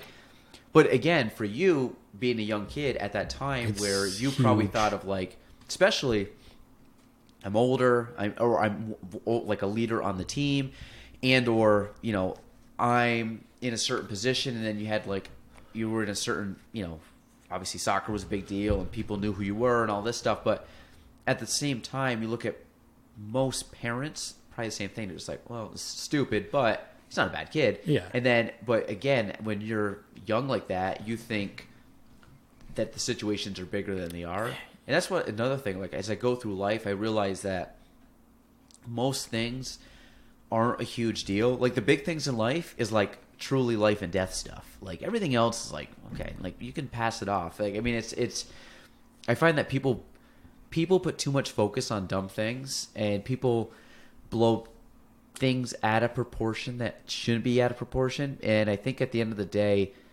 I had this conversation with our team today, like, put your blinders on and just worry about yourself. Like, you have, I mean, don't get me wrong. Like, I have a wife, I have a family. Like, I have people that I sacrifice my stuff for them. But at the end of the day, like, I'm just really focused on, like, our family. Like, I have my parents and stuff that I'm still close with that you want to, but, like, at the end of the day, as you grow older, I don't see them every day. And my day-to-day decisions aren't made with my parents anymore. They're made with my Gina, and they're made with my 2 kids. And that's different. And then I look at, you know, if somebody has an issue with something or says something, I'm like, you know what? That's on them. Like, I'm good. Yeah. Like, I can't change it. I can't change their thoughts. I can't change their attitude. Or even if I could, do I really care? I'm like, no, it doesn't affect my life. Like, if something starts affecting my life, then I got to make the decision to react to that or change it. But really, if I look at, like, my core family and everybody's healthy and happy, like, I'm pretty good. And knowing everything else, just, like, I try to align myself with good friends that stuff doesn't come into my life. But if it does, I focus on, can I change it? What can I do to react to a situation? If I can change it, that's what I'm going to do. Or just drop it all together or leave. And same thing, like, my group of friends has evolved over 10 years. Like, some people that I hung out with before, I don't hang out with now because I just thought they weren't, you know, in the same direction as I wanted to go and things. And that just naturally happened. You find it's inevitable. Yeah, as you grow find your old. niche. And I just think that's the benefit too, is, like, we talked about improving. Like, I'm improving as a person, but I'm improving my sphere around me.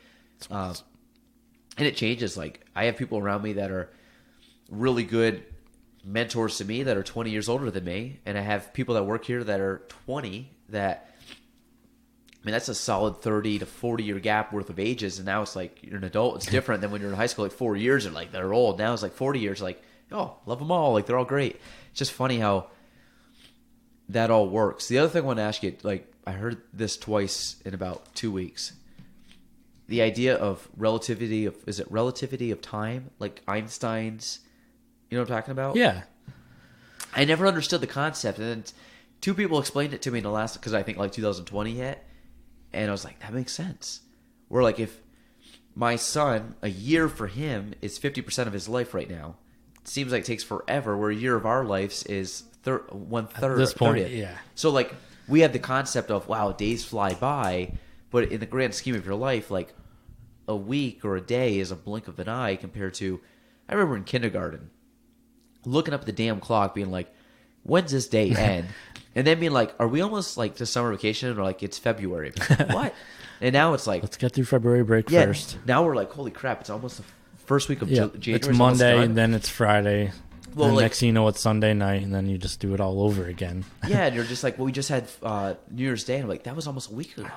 And that blows my, like, tomorrow is a week from New Year's Eve, which blows my mind. Yeah. And 2 weeks ago, like, I had my birthday, was 2 weeks already into my 30s. And I'm like, so it just flies, because all of a sudden you're like, well, now there's only 50 weeks left of the year, but it just, the time just goes so much quicker.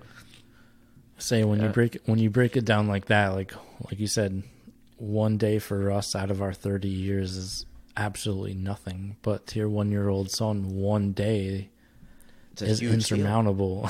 Yeah.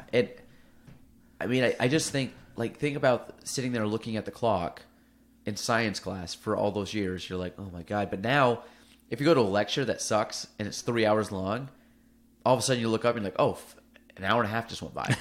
But, like, you're not thinking of it, and you're just kind of, like, dazing off and thinking other things, but you're not focused on the clock. And when you do focus, when we used to look back and it was 30 seconds, now we look back and it's 30 minutes. You're like, okay, we're almost done. And you have so much more time, like prior time, to get the experience from.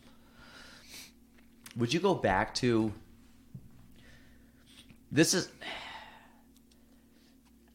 think about the time period that you were, like, take senior year, best, like, say we were in really good soccer shape or something.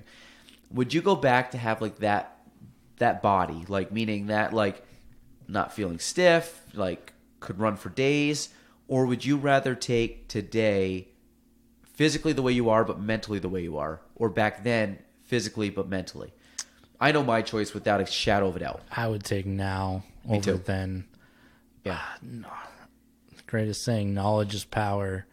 I think I strive for so much more now than I did back then. Way more driven now. Yeah, like I love being uncomfortable now, and that's weird for me to say. I think you learn so much more when you're uncomfortable. So I always try to put myself in an uncomfortable situation. No, it's not something all the time, but if I don't know if it's learning something new or just any situation in general. I think we have a lot to learn from ourselves when we're uncomfortable. Yeah, I think. Sorry, I'm having like a sneeze attack. It's like the one thing I can start feeling a cold coming on. I'm like, fuck. So actually today, so I'll get back to that. I was going to show a house. I've never done this in my life, and agent goes, "There's water in the basement." I said, "Okay, cool."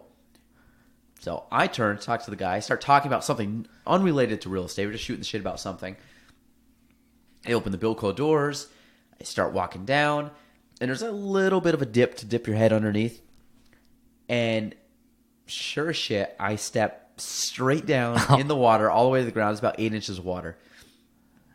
And the problem was the water was, I mean, think about it. It's in the basement. It's not moving. There's no wind. It's like glass. You can literally see straight through and see the ground. So you can't tell there's water. And I ended up stepping in. And literally the first thing I did was just laugh at myself.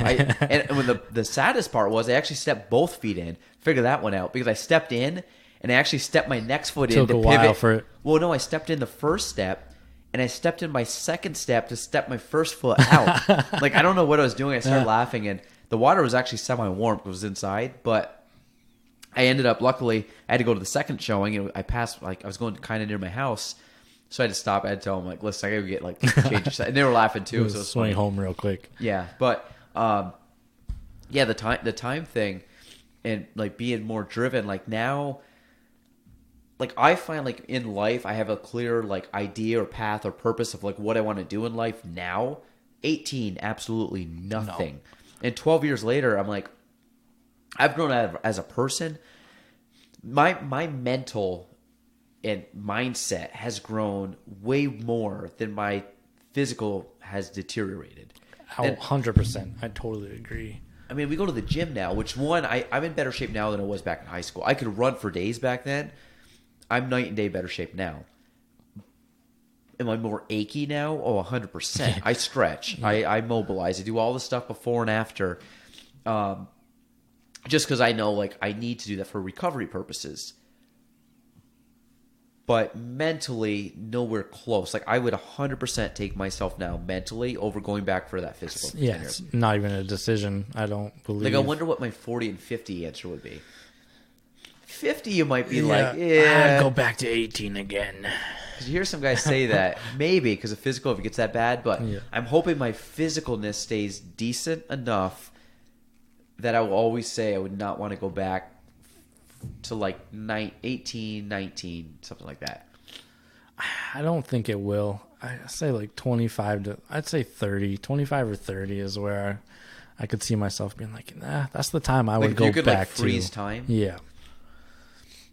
But man, you can't really say that because you don't know what the next 5 to 10 years are. And like one of the greatest sayings I've heard is like, from where you were 5 years ago to now, imagine where you'll be 5 years from now. So I call this, at least in my business, I call it the snowball effect. Meaning, I got my license. I was turning 20. I got 20. I was turning 21. The month I turned 21, and what happened was, I didn't know anything, like nothing. Nobody wanted to work with me. Made sense. I was 21. So I looked at it as, okay. So I had to pick up the phone and make like my first call to somebody. Screwed it up. Awful. Well, that's my snowflake, okay? So make the next call or email somebody or whatever. You get the drift. I do all these like little small insignificant things. So what happens is I go from a snowball into like this very small little like bigger snowflake, whatever, snowball. And what happens is, like you said, it's the compounding. If you roll a snowball, Well, as it gets bigger, it picks up more each turn. So it significantly gets bigger, compoundly gets bigger. So it's basically the compound effect. So it's the same thing. Like my 20s to 25 was pretty good. My 25 to 30 has been blew that out of the water. So that's part of the reason I'm so pumped for 30, because like I can't wait to see my like when I'm 35. Like I thought I've done pretty good up to 30. Like do like my workspace and stuff of growing it and family. Like I can't wait till 35 because I just know it should be better. I'm gonna say it can only get better. Yeah, as long as I like don't just like give up, which I can't see myself doing. It's like I'm more excited for what's to come than sad that I'm like I'm out of my 20s now. Like I'm good. Like everybody's gonna die. I'm gonna die. Like I might as well just like live it up and just maximize my time. So for me, it's like I'm gonna get there anyways. I might as well just put all my effort in that I can, because that's really what kind of one of my driving factors is. Like I don't want to look back and say that I didn't take full potential of what I was able to take care of, either, you know, certain advantages that I had or situations that I put myself in. I don't want to look back at, you know, at 80 and be like, well, I just really coasted through my 20s or 30s or 40s. Like I'm always like, well, I want to look back at 80s and be like, I haven't stopped since I was 20, just going just to get better. And I'm hoping that, like, yeah, some things like physical will go down, but like mentally, hope that stays sharp. You know, the people that I meet get better.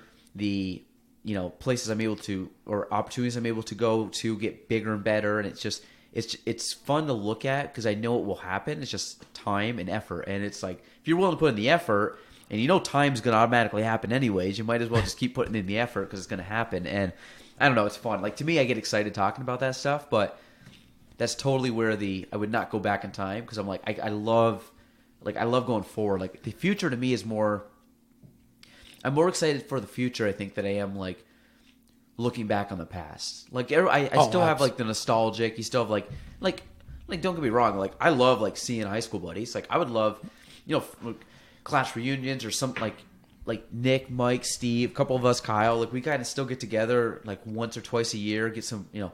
We'll go to like Buffalo Wild Wings, get beer and wings, and just like watch a couple games and just shoot the shit, make fun of each other, like nothing's changed. I was gonna say, yep. Yeah, so like that stuff's still great, and I like still like that. And you look back or at like old pictures or memorabilia, and like, oh, that's really cool. But then at the end of the day, I'm like, I still want to just like go.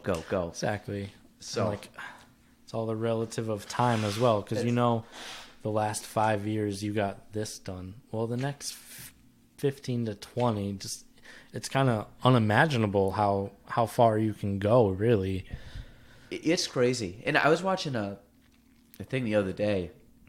The one, like, it was I watched the first episode. It was Inside Bill Gates' Mind. Ooh. It was on Netflix. I was going to say, I've definitely scrolled past that. Yeah, and it's kind of cool when you look at them and you hear some thoughts and stuff. And one of my biggest fascinations is where, this is like really big for me, is take somebody that's successful now, whether it's Bill Gates, Elon Musk, The Rock, like take all these people.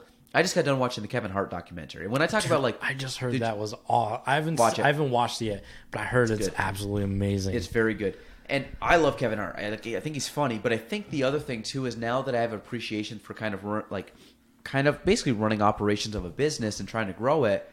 There's so much stuff to do. You get pulled in so many different directions. And you look at stuff he's been able to do, which is incredible. And I kind of find it cool when I find like glimpses of myself in him. Not like I'm going to be this mega superstar, but the idea like the mindsets and certain things are the same. But then you watch like where he came from.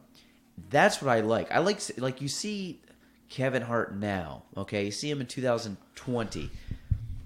He talks about like back like 96, living with his mom, single mom, like in a shitty apartment in Philly.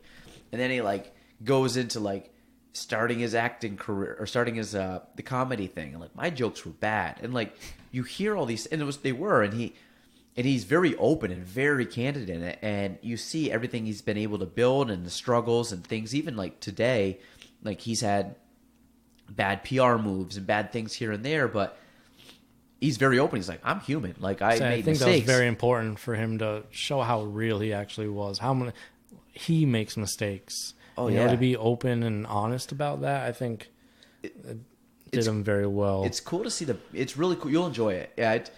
If you can watch that, I don't watch a lot of TV, but like I love documentaries on that kind of stuff. And Bill Gates is the same thing. You start talking to him, or they start talking to him and asking questions, and he just like, well, I did this and did that. And Bill Gates now is probably 70, close to 70. Damn. And I mean, again, I'm 30. So if you think about it, I'm going to round up. He's 70, okay? And I'm 30. That means when I was born, he was 40. 40. So he was 10 years older than I am now. So then you put that again in the relative scale. It's like, what's this? This guy's been able to accomplish a ton. And I only know him in like the last, I don't know, 35, 40% of his life is all I've really known of him. And not even that. Last 15% of his life, because I didn't know much. I was going to say, how much did you actually take in there? Yeah. Since I was probably 20, I kind of knew what he was about. Like, so you put that whole thing in perspective, or like a Steve Jobs, or I read, actually, I listened to an audiobook, Shoe Dog by Phil Knight. He's the founder of Nike. Like, you look at where these guys started. Like, Phil Knight was selling Japanese shoes. Yeah, he was selling Japanese shoes out of the back of his car for, like, same struggles any person would have that's starting a business. Like, he worried about overhead and didn't have an office, and then all of a sudden had to buy product that he might not be able to sell. So all this kind of stuff was his growing pains. Well, that's the same thing that would happen if someone around here was building a company. You buy your overhead. Well, are we going to want to buy my product? And all of a sudden, just through, pure, I guess, grit or blind faith or whatever in yourself, that you're going to get to that next level. So I think that's kind of cool when you look back at those guys that really, the Kevin Harts or the Rocks that are more in the public eye now, or like the Elon Musk. Like, where did they come from? Where did they grow up? What was their first like intro to anything? And a lot of the times it was kind of these, started in their parents' garage or basement, or musicians, practicing in the living room. And then all of a sudden they, start jamming away, and now all of a sudden they're selling out arenas. Like, I haven't seen it. I was just looking at tickets today. This is going into another direction. Elton John's farewell tour, and he's playing. We're so on the fence about going. Me and my wife like Elton John, and the tickets are stupid expensive. I was going to say, where is the concert? Bell Center. Bell Center? He's playing 2 nights at the Bell Center. He's playing 2 nights. I mean, he's playing like 2 nights in Toronto, 2 nights at the Bell Center, 2 nights at MSG, and part of me is like, I'll never see him again. So it's kind of one, do we just go? And I think we will. I think we're leaning towards it. But think about Elton John. I haven't seen the movie Rocket Man yet, which I want to. But, I mean, where did he start? Like, I remember, like, the Beatles, they said they just, like, there was a... You ever seen the Carpool Karaoke's with James Corden? They're hilarious. And did you ever see the one he did with Paul McCartney? I want to say I did, but I don't remember much. So they were in Liverpool with Paul McCartney, which is like he can't even walk outside because people don't know who he is. The pinnacle of the Beatles. So they went to his old house. So they like knock on the door, and like the person's there, and like opens the door, and it's like Paul McCartney's like, you mind if we come in? And he's like, this is my house. Like, this is my house. And they're like, wait, what? So he's like literally going through the house, like, yep. So I used to play. My piano was set up right there. Oh, he goes, yeah. He goes, John used to come over and we would play right there, like in his mom's like dining room, like an old house, probably kind of set up like this.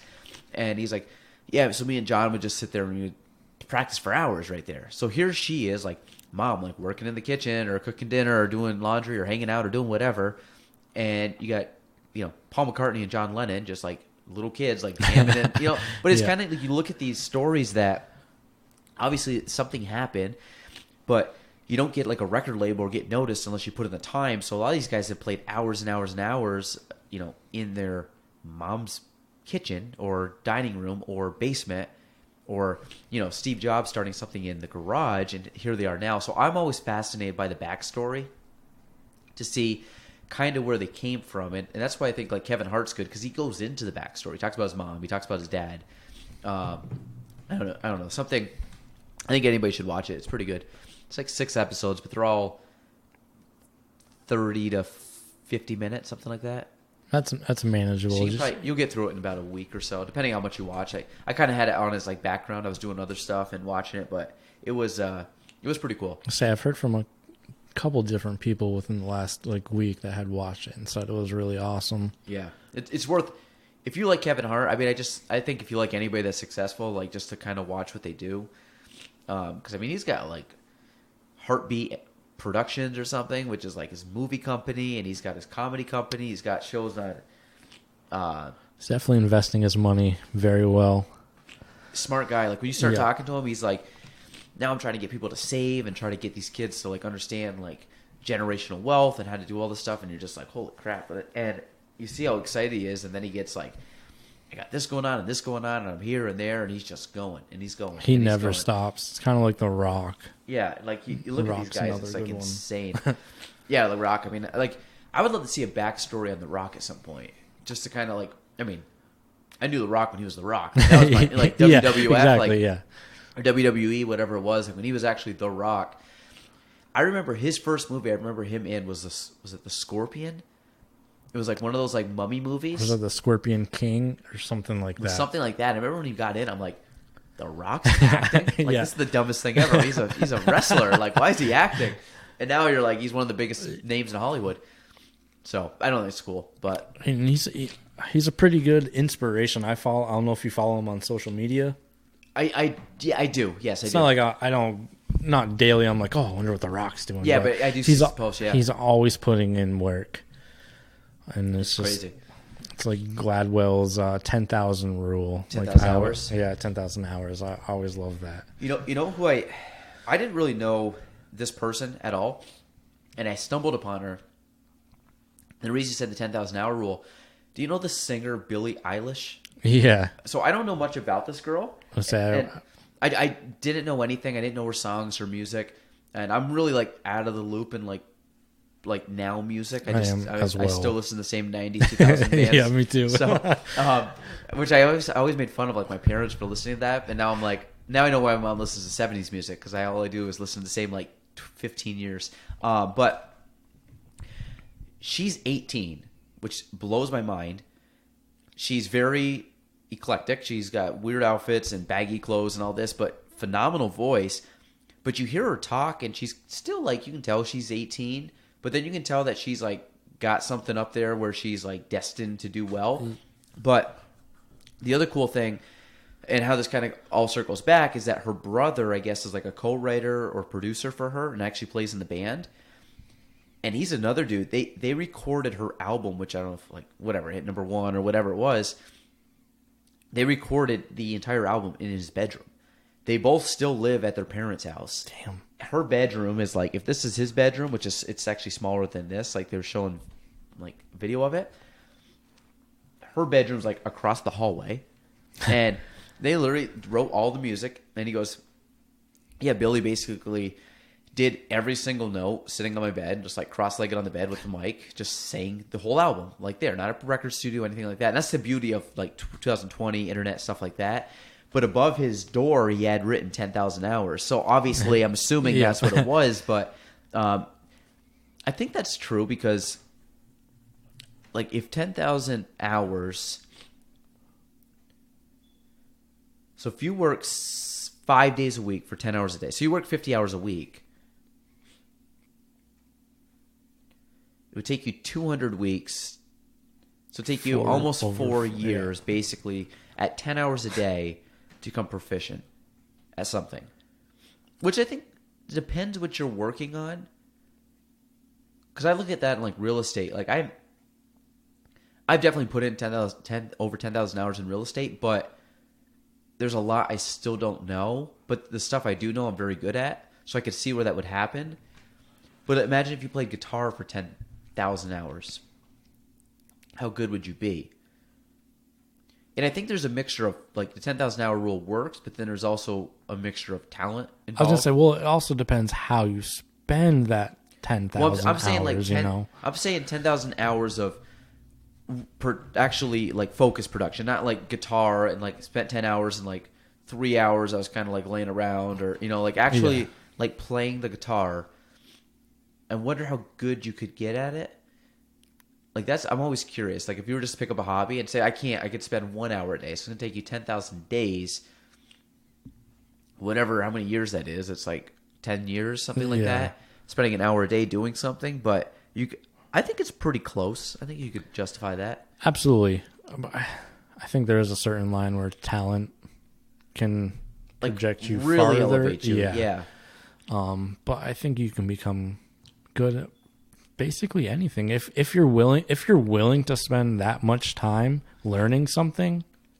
You're bound to get there at some point.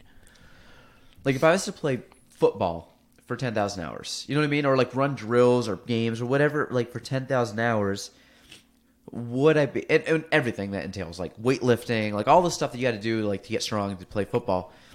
What could I do for football? Because then I got to look at how many 5'7" white guys play football. Like, I don't know, Christian McCaffrey's really freaking good, but how big is he? Actually, I want to know that. But you got to think wasn't Reggie Bush he was pretty short? Was he short? I think. So a funny story. He always made me think like, oh, I could do it. But watch him be like 6 foot. I could run that. What's his name? Christian McCaffrey. He was 6 foot. 5'10". Damn it. Who? Reggie. Christian McCaffrey's 5'11". He is a stud. Yeah, absolute stud. He was on my fantasy team too. He's 23 years old. Damn. Okay. Wow. That's incredible. Says he always played for Carolina? It must have. Yeah. So, that's the thing that always wonders me, because at a certain point, you just physically can only go, like... So there's a mixture of that. But then, like music, there's really no excuse. I mean, obviously, the singing part, if you don't have a good voice, but... I mean, I would think you could physically, or piano, like you could physically teach yourself. But then you got to think about where was, like, okay, Elton John. Where was Elton John 10,000 hours into his career versus now, where if he plays a show, he's already accumulated 2+ hours, like one show. He does a tour, not counting warm-ups and practice. He's probably playing, not counting sound check, like 4 or 5 hours a day. Easily. Just like on tour, not even trying to come up with new music or trying to do... Has Elton John wrote a new song like recently? Ever? I don't like, know. The like last the Rolling Elton Stones, John album I ever had was the Lion King soundtrack. I think that was the last one I had. I mean, like, take like the Rolling Stones, who are still playing. When's the last time they wrote a song? Do they just kind of like show up and be like, when we touring? All right, I'll see you guys in 4 months. They know people will still show up. But they don't like, they don't like. They don't have to. This is also the other thing too. If you were to go right now to a Rolling Stones, Led Zeppelin, Aerosmith, any of these shows, and they played new music, I don't want to hear new music. Like I want to hear. No, we want that timeless stuff. That's it. Like, and the new music might be just as good if you gave it time. But if I'm going to go do the same, wouldn't have the same effect. Yeah, like I'm an Aerosmith. Like I loved Aerosmith growing up. I want to go and hear Sweet Emotion. I don't want to go hear like whatever you're singing in 2020. And actually, I watched another documentary on Steven Tyler when he went to like Nashville and did like a country stint. That was pretty good too. The funny thing with him is they just said he's like a super down to earth guy, like very like. Seemed kind of like rock starry, but like such a nice guy, very polite. Everybody loved him. Like one of those, just I don't know, kind of, which is kind of cool to think like that. There's someone of that stature can, because you just put them on such like a high pedestal. You just expect them to, I guess, be a certain way. Yeah, you know who always so fascinates me? Because it was like I don't know a lot of new musicians, but like. The Billie Eilish thing was one, and then Post Malone's another one. I don't listen to a lot of the music, but when you just hear him just kind of like hanging out and talking, I'm like, this guy's just like a dude, like a bro, you know. And he just seems like obviously doing stuff correct, like doing whatever he's doing in the music industry, which is great. But then you hear him just talk and having fun. He's just like, yeah, this guy seems like a guy about my age, it's just living life and having fun. He's just enjoying everything that he does, which is pretty cool. I mean, I'm not into the face tattoo. I mean, not me. Yeah, like, I mean, I won't get face tattoos. Like, you can do whatever you want. I'm just wondering what he's going to say at like 60 or 70. He's probably got enough money. He's just like, honestly, I'm just going to laser them off. They're fine. So I don't know. I just think those are kind of cool too. But yeah, any documentaries that you can look back at like that really go in depth, like that aren't just like a half hour, an hour, like really go into the backstory. They're fascinating. So Kevin Hart's a great one. I would love to see one on The Rock. That would be extremely They'll make one at interesting. some point. There's no way they don't. Yeah. Rock's honestly, I don't have time to make a documentary. I got 18. I was going to say, I think he's probably bigger right now than he ever has been. I would think so. He's got so much going on. Like, I know he just came out with like Under Armour apparel. He came out with the headphones. Yeah, that's all part of his like clothing line. They always talk about him running for president. I would be surprised. I think he's actually one of like the celebrities. Like Donald Trump's different because he had a background in business and, you know, I mean, he's in a really different space. But now you take a guy that was a professional fighter, then an actor, but is doing a lot of stuff like business-wise. Absolutely. Like, I would love to see, like, if he runs for president, I would love to see what he does because he's such like a positive dude that I think people would get in office and people would just be like, people would get behind him. I think so and too. They've teased it a while back. I think just for shits and giggles. Talked about like Oprah running for president. Yeah. Like, imagine I was watching. We watched a little bit of the Golden Globes last night, like the award show, and it gave like Ellen DeGeneres this like prestigious award. I just happened to see the couple minutes that she was talking about that. Yeah, and like I love like Ellen DeGeneres is great. Like, but she's another one that like nobody hates Ellen DeGeneres. Like nobody hates. Like that's because of 12 Days of Christmas. Everyone wants to be a part of that. Giveaway. That's it.